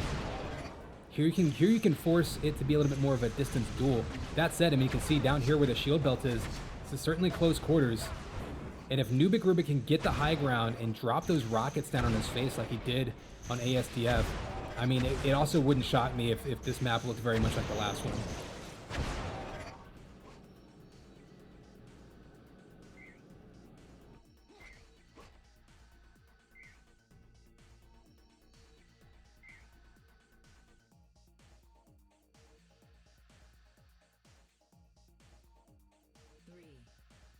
All right, here we go. Here's your countdown. 3, 2, 1, and it's game time, baby. Connex 5 bringing you map 2.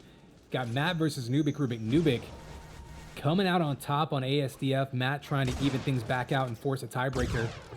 Nubik trying to continue this perfect run by SOW so far this season. Getting that 4th point of the matchup locked in. Early damage back and forth. Both players going to try to back up and kind of gather themselves in preparation for that 100 armor. Matt just dives right into it. Nubik trying to catch him with an ambush. Doesn't do any damage, I don't think, with that combo. So now Matt going to have a big health and armor lead in the opening moments. Can he force a fight to take advantage of it, though? No, he actually gives up a bit of free damage. Oh, and he misses that shot. I think he was kind of caught on the ledge there. No huge loss there, but had an opportunity to do a little bit more damage. And now he's in an awkward position when this shield belt spawns. See, the rockets by Nubik Rubik were deadly in map 1. See if Matt can avoid them a little bit better in this map. There's a bit more open maneuverability in this map, so he can force it to be more of a mid to long range fight than he was really able to in ASDF. That said, he did make a run of his own. Oh, just missing the sniper shot there. Nubik on top with rockets. That's where he wants to be, but he answers back with the sniper. Combo goes back and forth. Dead even, 38 health apiece. Nubik staying aggressive, cutting him off at the belt. Interesting move by Nubik, standing up top and getting the kill with 38 HP. Forcing a fight against Matt when Matt actually had the advantage there. Basically a one-shot difference. Matt had to hit 1, Nubik had to hit 2, and Nubik feeling very confident, forcing the issue and taking the lead now.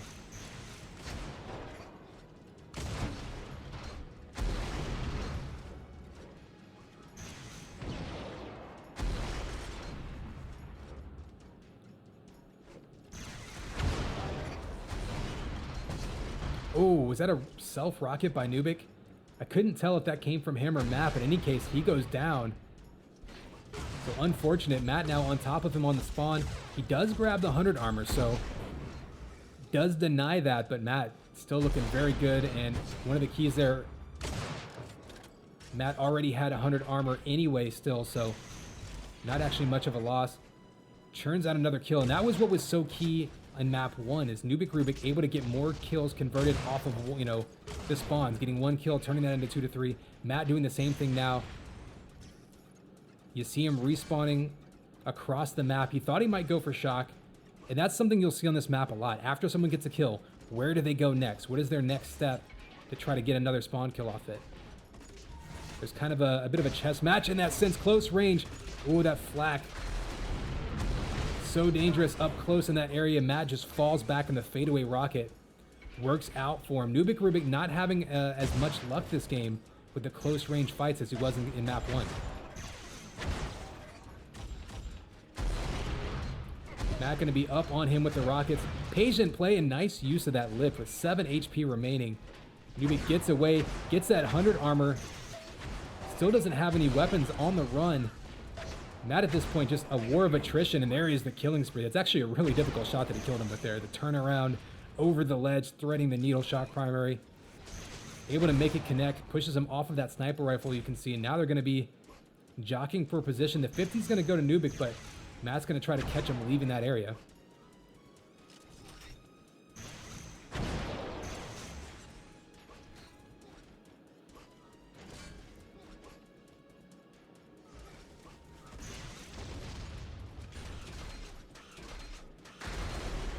Oh, the rocket's just missing by Matt. That said, ooh, the flak by Nubik Rubik doing some damage in close range. Rockets versus flak. Matt winning again, and this time on the backs of that shield belt. We saw his timing the belt was pretty much on point in map 1, but just not able to control it necessarily. That time coming up huge, giving him that extra ability to take one more shot, and there's a rocket, giving Nubik a bit of a taste of his own medicine. We saw so many direct hit rockets from Nubik on Matt in map 1. This time, answering back. We're about halfway through this one in a 6 frag lead for Matt. We'll take a quick look at the scoreboard to compare. But look at that belt and vest control. Armor all in Matt's favor. Nubik Rubik, though, doing more damage. This could be one of those games where you do more damage and end up losing. It's all about map control.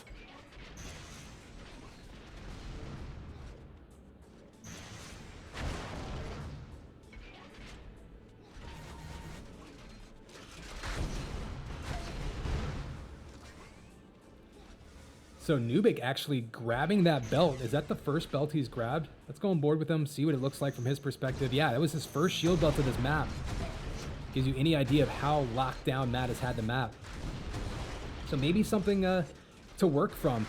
6 frags in half of a game on this map can absolutely happen. And Nubik Rubik doesn't have to be super blindly aggressive. Ooh, had the combo lined up. Matt able to get away, and I don't know if I'd call that a mistake. It was definitely a risk there by Nubik Rubik, leaving the 100 armor open for his opponent. Gave away a free grab of it, uncontested. And Matt now basically even with health and armor with him now.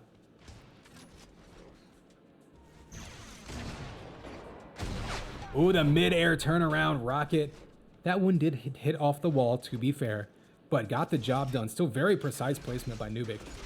Those single rockets, those Twitch single damage rockets, in other words, not charging up 2 or 3, very underrated. I think you're seeing a lot of players finally get extremely good with them.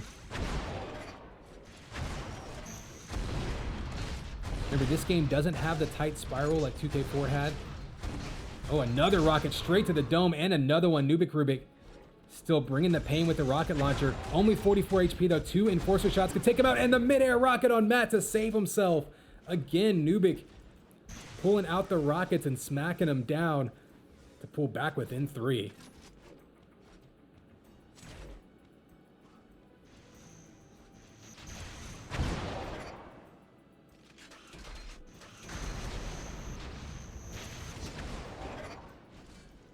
So Matt does circle around and grab that 100 armor. It's a smart play, and now he's got him down to 4 HP.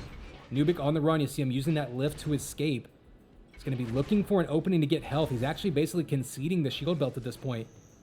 Just wants to try to negate it a little bit. Maybe get a rocket in there. More than anything, he just wants health. Even the prediction rockets there, looking very old school. Throwing those rockets around to try to push his opponent around the map. Not necessarily looking for kills every time. He actually had a combo lined up there. If he would have connected, it may have gotten some big time damage. Instead, Matt now cutting him off from that 100 armor. And credit to Matt with that flurry of kills and the crazy frag video, moments that Nubik has pulled out. He's still down by 3 and time is starting to run out, and Matt has kept his composure and the timing on all of these armors. Still running the map. We actually saw that on ESDF, even when he was down by 3, 4, 5 frags.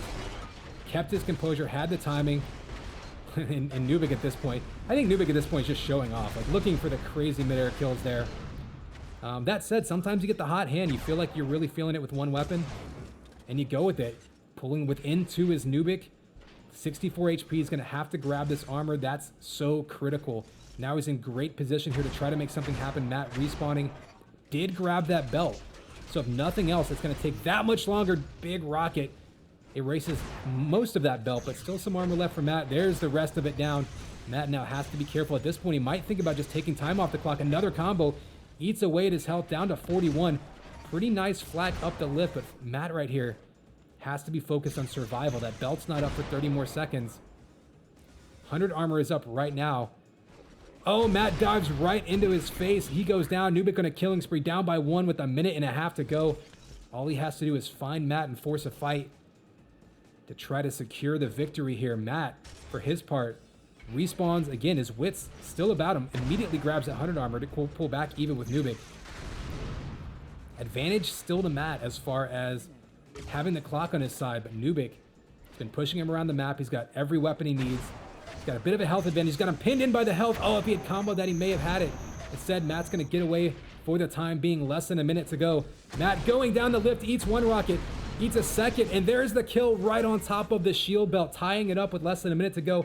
Nubik may want to finish this one here. He's got every advantage and time running out. He actually stomps him, taking some pancake damage, and there is the go-ahead kill and the concession by Matt. Furious comeback by Nubik Rubik, fueled by some really aggressive plays and some very, very nice rocket shots.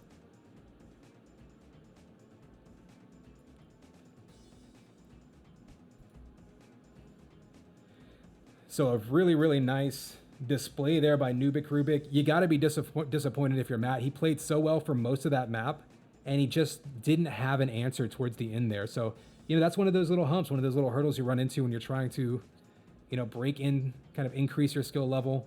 level up, if you will, however you want to call it.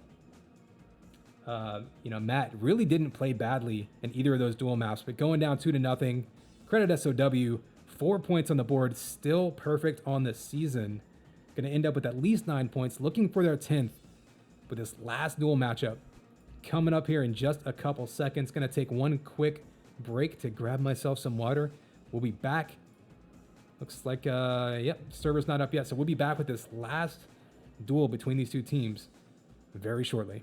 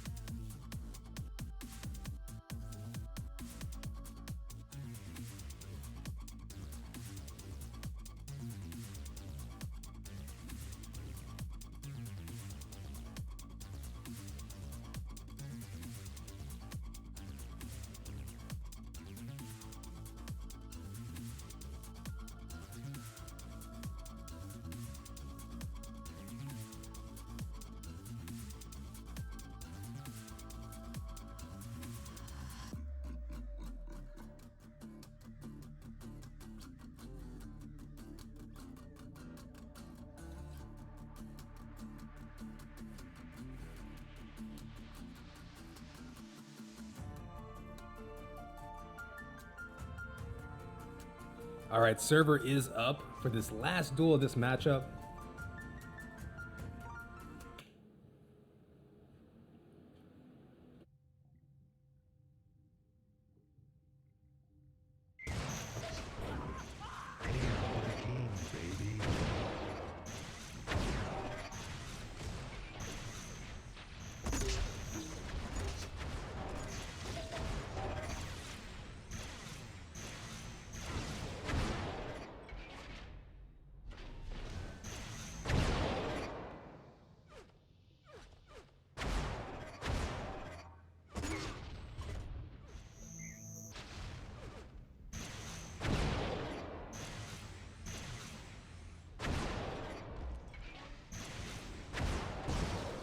All right, we are back in action. Crytek versus Iska. Is it Iska or Iska? I'm going to say Iska, but feel free to correct me in chat.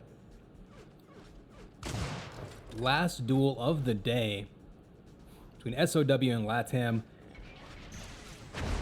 We've seen SOW be perfect on the season so far, looking for that 10th and final point. The 5th one of this matchup.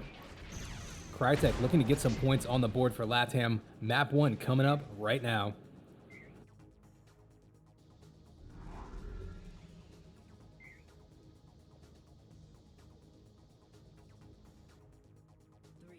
Here is your countdown, 3, 2, 1, and it's game time, baby. Connex 5 finishing this matchup with the final duel portion here. Crytek versus Iska. It's going to be best of 3, starting off on Leah. A much more close quarter map than maybe we've seen so far today. So if you thought you saw a lot of rockets getting used last map, you're going to see a lot of that this map as well. Rockets, combos. Oops, sorry, we're going board with Crytek here as he's got the upper ground there. 100 armor does pop up, goes to Crytek. Opting to use it to just sort of scoop up some other items from the rest of the map. This is an interesting map in that Leah can kind of go a few different ways. It can be like a 2-1 map, 2-0, or it can be like 20-16. Just depending on the way the players play.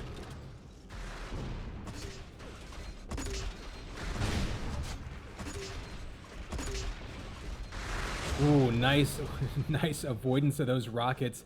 Crytek keeping his armor intact. Takes a little bit of damage from the shock ball, but not much.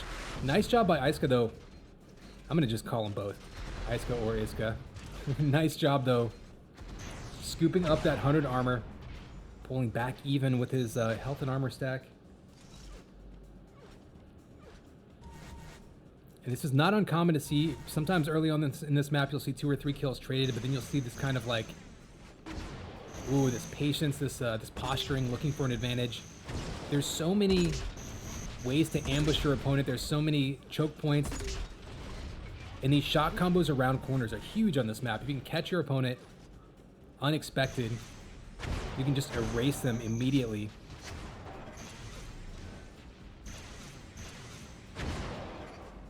Prediction is probably the most prediction heavy duel map for my money. So both players just kind of playing that chess game, looking for that first big hit, looking to engage. It's a dangerous map to chase on because of the way it kind of folds in on itself, though. So, oh, nice sniper shot by Crytek. So he knows he's got him on the run just a bit, but he can't just blindly chase after him. He's going to turn a corner and land right into a combo, right into some flak, rockets, whatever the case may be. So a lot of times people will kind of whittle their opponents down, make sure they've got every advantage before diving in and going all in for the kill. Oh, and you see the jump there by Iska, trying not to be predictable and dive right on that 100 armor and makes him eat a rocket. So Crytek with the vest, but only 50 armor coming out of it. Big rocket. This could be the opportunity he was looking for. Has him down to 23 HP. Can he close the gap though and force a fight? At this point, you pretty much have to decide, you want to go for the kill or the pickup. Shield belt spawns. Iska going into challenger with 48 HP. Dangerous move. Oh, he makes him chase him down the lift. Eats a flak ball. And again, Iska answering back. Every time Crytek looks like he's in control and ready to churn out some kills, Iska makes him pay with damage, and this time getting the kill. Iska takes the lead with 48 HP. He was engaging on the belt with 48 HP. He fed him a flak ball with 48 HP. He chased him, had him chase him across the map with 48 HP, and ultimately ambushed him on the shock and takes the lead. Very risky move there by Iska, but it worked out for him.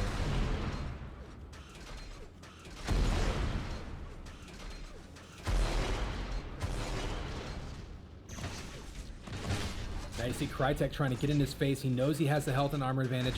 Iska on the run, only 80 HP, although, again, had 48 in that last fight and still somehow made it work. Ooh, Crytek with the aggression, getting in his face with the flak, completely bullies him off of that belt. And that was really good awareness there by Crytek. He knew he had the health and armor advantage, knew if he could get one opening shot, at the very least he would get a free,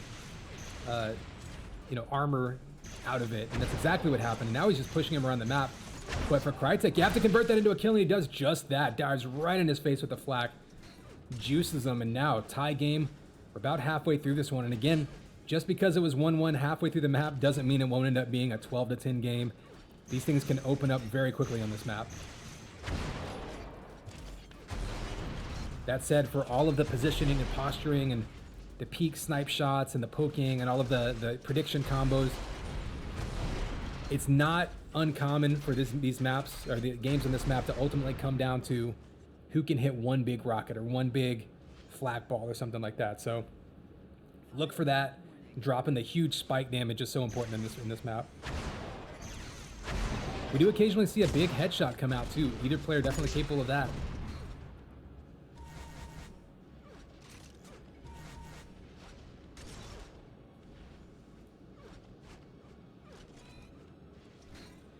Ooh, Crytek here, you see him tracking his opponent a little bit late with that combo. Got some damage output, but not really what he wanted there.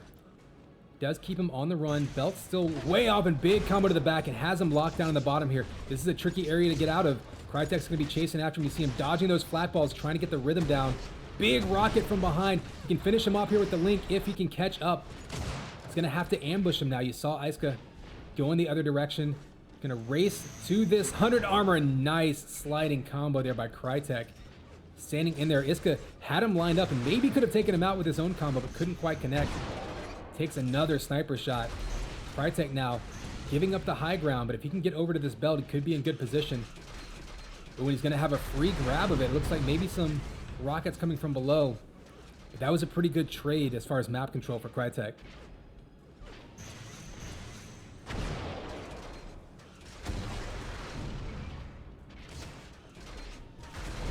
More rockets coming down from above. Again, we talked about the spike damage. You can get 100, 150 damage on your opponent, even if they're stacked. Allows you to really, really go all in and try to finish them off. Crytek, though, has been getting some nice poke damage with the sniper rifle here and there. Oh, big rocket. That was a 100 damage rocket, I believe. So this 100 armor vest spawns right now. Crytek in better position to push him off, and now this is going to be his opportunity. He still has 10 seconds till the belt. He's going to have to race over to it, but he can bully him off, maybe bait him into a kill here.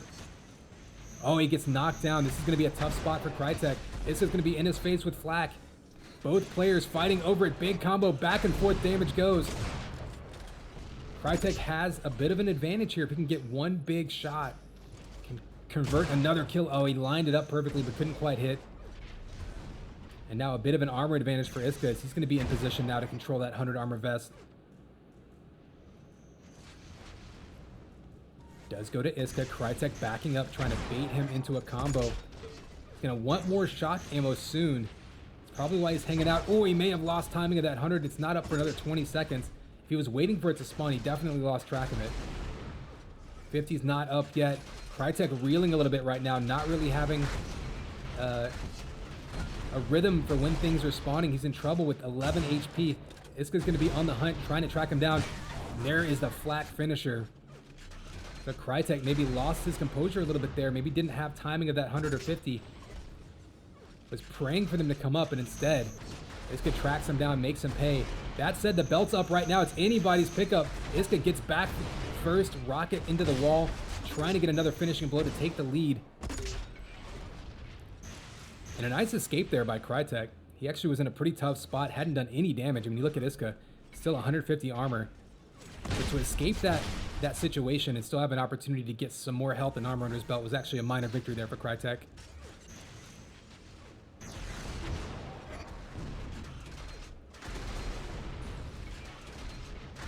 See, a minute and a half to go.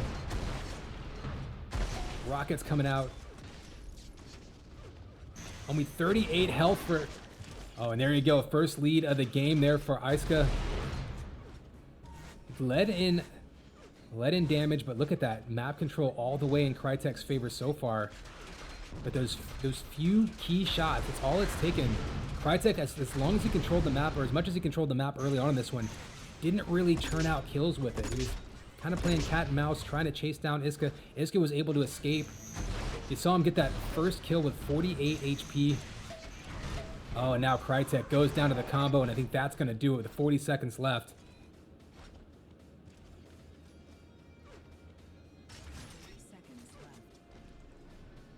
So map 1 going to go to SOW. Is going to be one map away from continuing their perfect run in this season.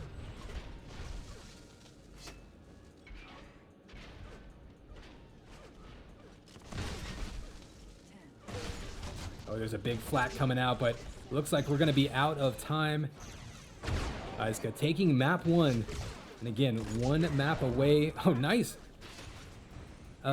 Sniper juggle, if you will. So really back and forth game there, but ultimately Iska coming back to win it. Despite the armor control by Crytek, who just wasn't able to convert enough kills when he had that control. Smart play by Iska to come back against that, and we are now facing potentially the last map of this matchup.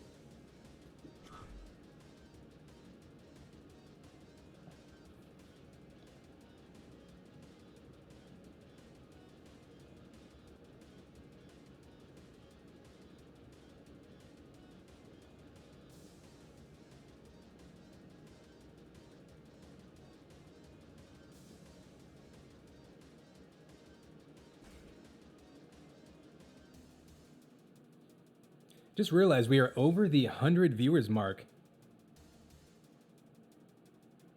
Dion, seeing that at the same time as me. Hail to Yeah, the appreciate king, everyone coming out, baby. everyone who has joined us in previous seasons, and of course, if you're new to the game, new to the season, new to Raise Your Edge Gaming, whatever the case may be, welcome, friends. So we are here on map 2 between Crytek and Iska. It looks like we've got Erase as the map. And remember, Crytek taking map 1 means if Iska taking map 1 means if Iska wins this one, SOW will get another 5 points, be perfect on the season so far after 2 matches. Should be a huge move for them. Crytek trying to get some points on the board for LATAM. Just been unable to really get anything going so far today. But of course, it is best of 3. So if Crytek can take this map, it'll force a tiebreaker. Map 3, not sure what that one would be yet, but we will see what happens. Both players in, should be pretty much warmed up. Should be getting kicked off here any moment.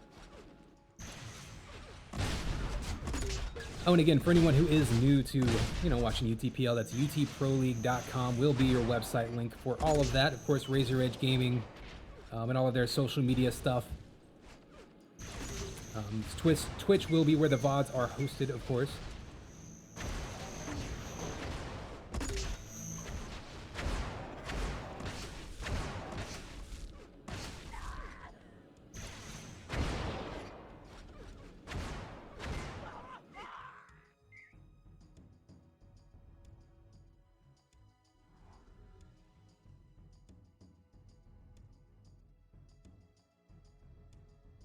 All right, players are ready. Here is your countdown. 3, 2, 1, and it's game time, baby. Connex 5 bringing you map 2. Iska versus Crytek. We just saw Iska with the patience, with the Zen Master comeback on Leah, taking map 1, looking to close this one out strong and secure another 5th point. Or excuse me, another 5th point for SOW. My math was correct. I gotta trust myself. Crytek, meanwhile, trying to take this map and force a tiebreaker.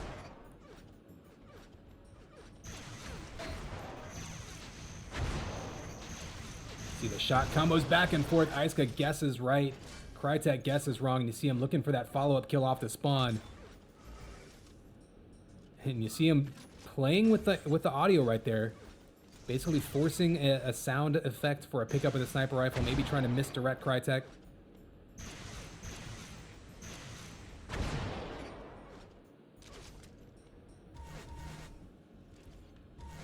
So shield belt up, and you can see what Iska's doing. He's just delaying it a little bit to throw off Crytek's timing. What that will also do, in some cases, it'll actually throw off the timing. So typically, you're going to be able to choose between 100 armor vest or that shield belt. So if you're not in control of the map, maybe you concede the belt, and then you go grab 100. However, if you're in control and you delay that belt, you could potentially next round scoop 100 armor up and then go back to the belt and still pick it up right as it spawns, denying your opponent anything. You'll often see that in duels, especially early on. People trying to break their opponent's knowledge of the timing.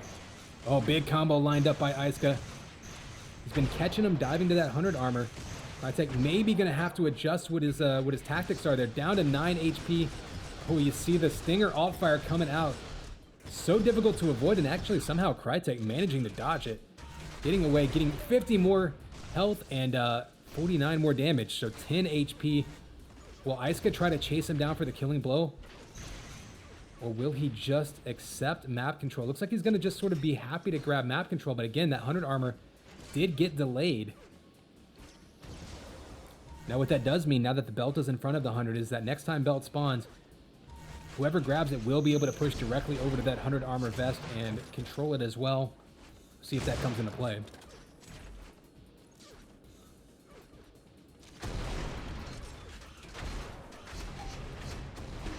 Ooh, the rocket juggle and the follow-up snipe. That was a pretty clutch shot there by Iska. If he misses that, Crytek had a beat on him. May have gone down instead, able to pull out that kill. And continue. Ooh, another rocket just whizzes by his feet. And Iska, again, able to pull a kill out when he was knocking on death's door. Crytek doing a pretty good amount of damage, as you can see. Just unable to put points on the board right now.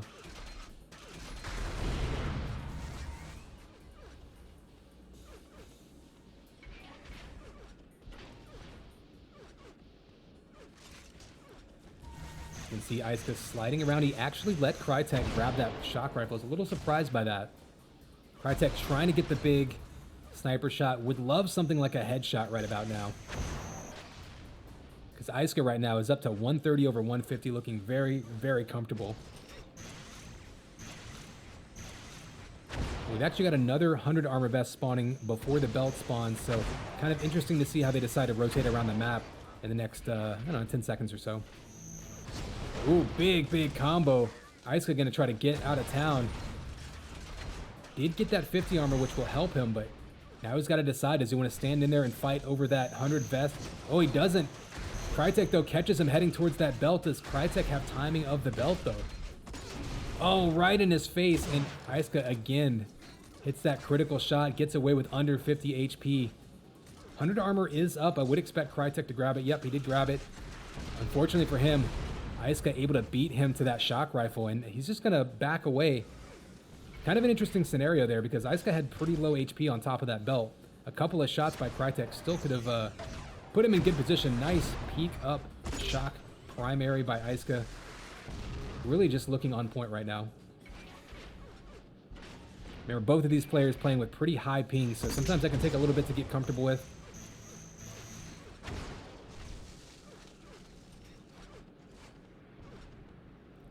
So Crytek sneaking back around and grabbing that 100 uncontested. This will actually give him a good opportunity. Let's go on board with him. Crytek, ooh, with the big shot there, gives him a health lead. He should be able to contest or even take this belt this time, and that could be huge as we pass the halfway point of this one. Interesting. So Iska here, not even contesting the belt. I don't know if that was a strategic call or if he just kind of lost timing of it because he's rolling around the back side of it, but way late. And that could be an interesting turning point in this game. If Crytek's able to bully him off of this 100 armor, and he is, and hits a rocket at him, so both armors now in Crytek's control. If he's able to stage a comeback here, keep that moment in mind where he was able to grab that belt completely uncontested, down to 54 HP, but does get the kill. Pulls within 3, so plenty of time on the clock.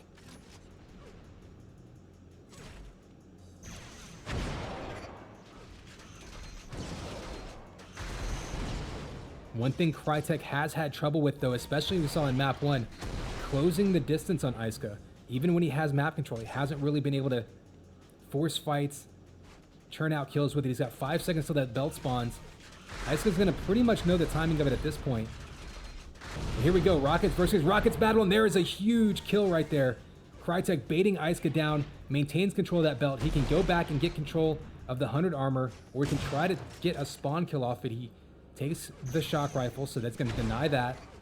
In the face with the air rocket, Crytek dives in, opts to give up the 100 armor, goes straight for the kill, gets the direct rocket hit, still grabs 100, and now he is in great position to try to track him down. He's got 3.5 minutes to find that kill. There's one big opportunity, just missed that combo, but did get some damage output.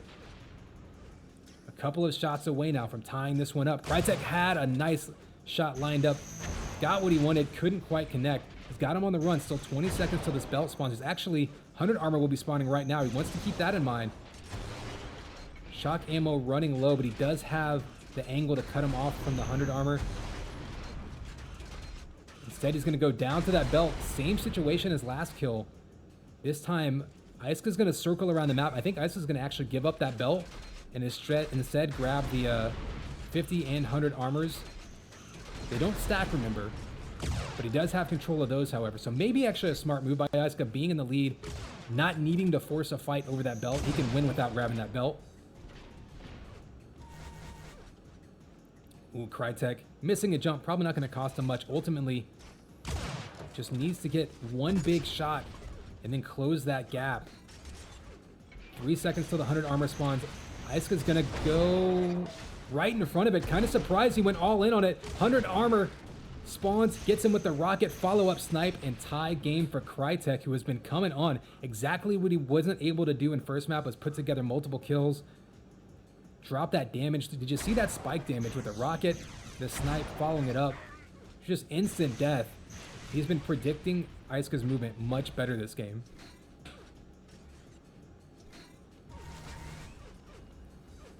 So here we go, final 2 minutes. Look at the stack on Crytek, 190 over 150. He still has to figure out a way to get one more kill on the board though.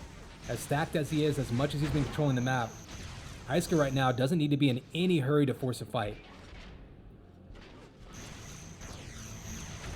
Oh, there's one big shot, and there it is, the killing spree by Crytek, able to close the gap, hits him with the rocket, takes 0 damage. With 1.5 minutes left and a nice turnaround sniper, Crytek looking to put it away. There is the concession.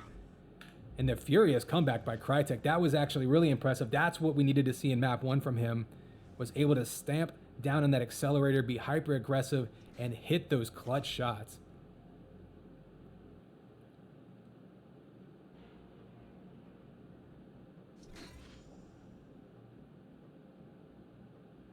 So here we go, map 3 tiebreaker for this 5th and final point in this matchup. Crytek really looking good on map 2 there after Isuka taking map 1 with a comeback of his own. So both players with the comebacks. We'll see what map 3 ends up being coming up here next.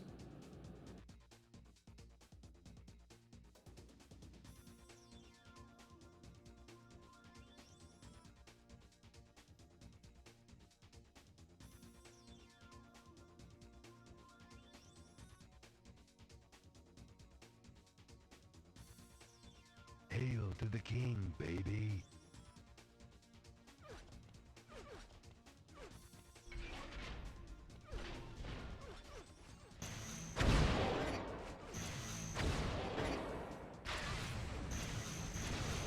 All right, now we are on solo. This one could be interesting. Solo is one of those maps where the gap between players that kind of know the map and the players that really know the map can be quite large. We'll see what the comfort level is as these players get into it right now.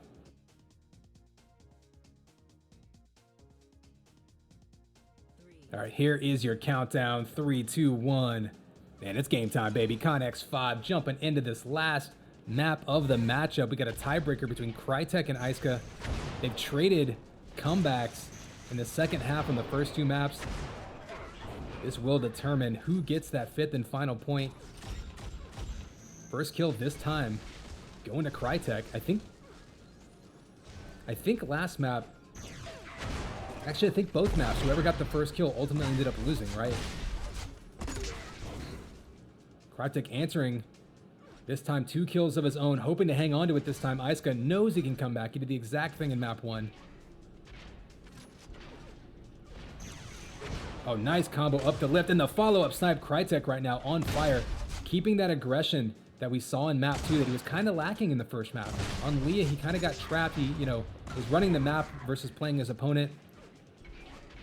He had complete control but wasn't able to convert kills off it. This time, all over the map and getting some early kills on Isuka to build a lead. Going to be so critical. We know Isuka has the ability to come back against him. Saw it in map 1. But right now, all Crytek in the first couple minutes.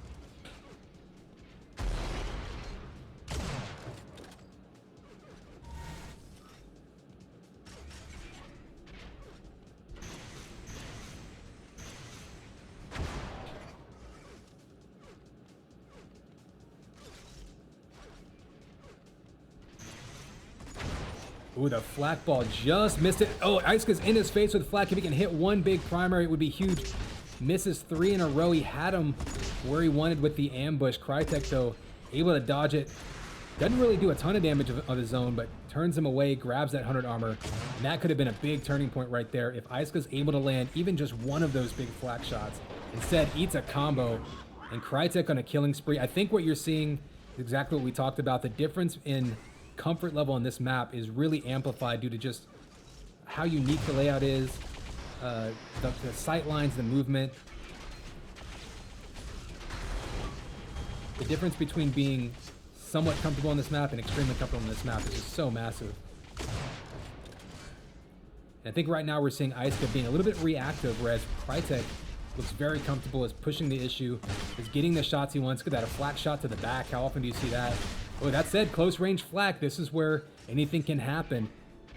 And that may be where Iska can find an advantage. If he can force those close range battles, make it a coin flip 50-50 situation. Oh, he had him down low. If he had kept flak out, maybe had a flak ball chance.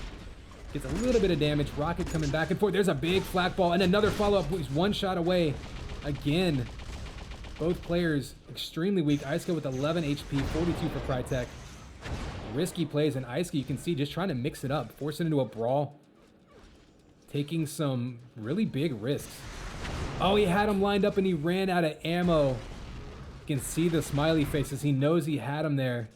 And that might be the concession. Yep, there it is. Iska had him lined up perfectly with that shock ball, ran out of ammo, and I think mentally he was just out of it at that point.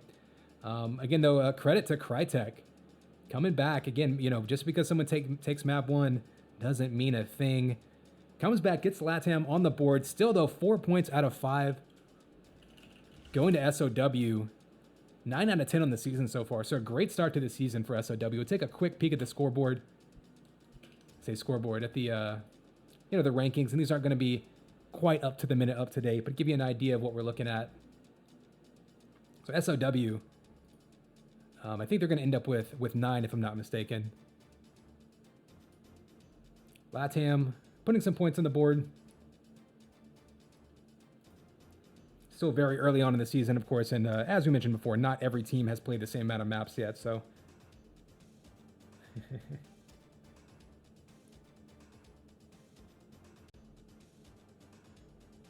So that's 3 matches down. We've got 1 matchup left to go. You can see on the screen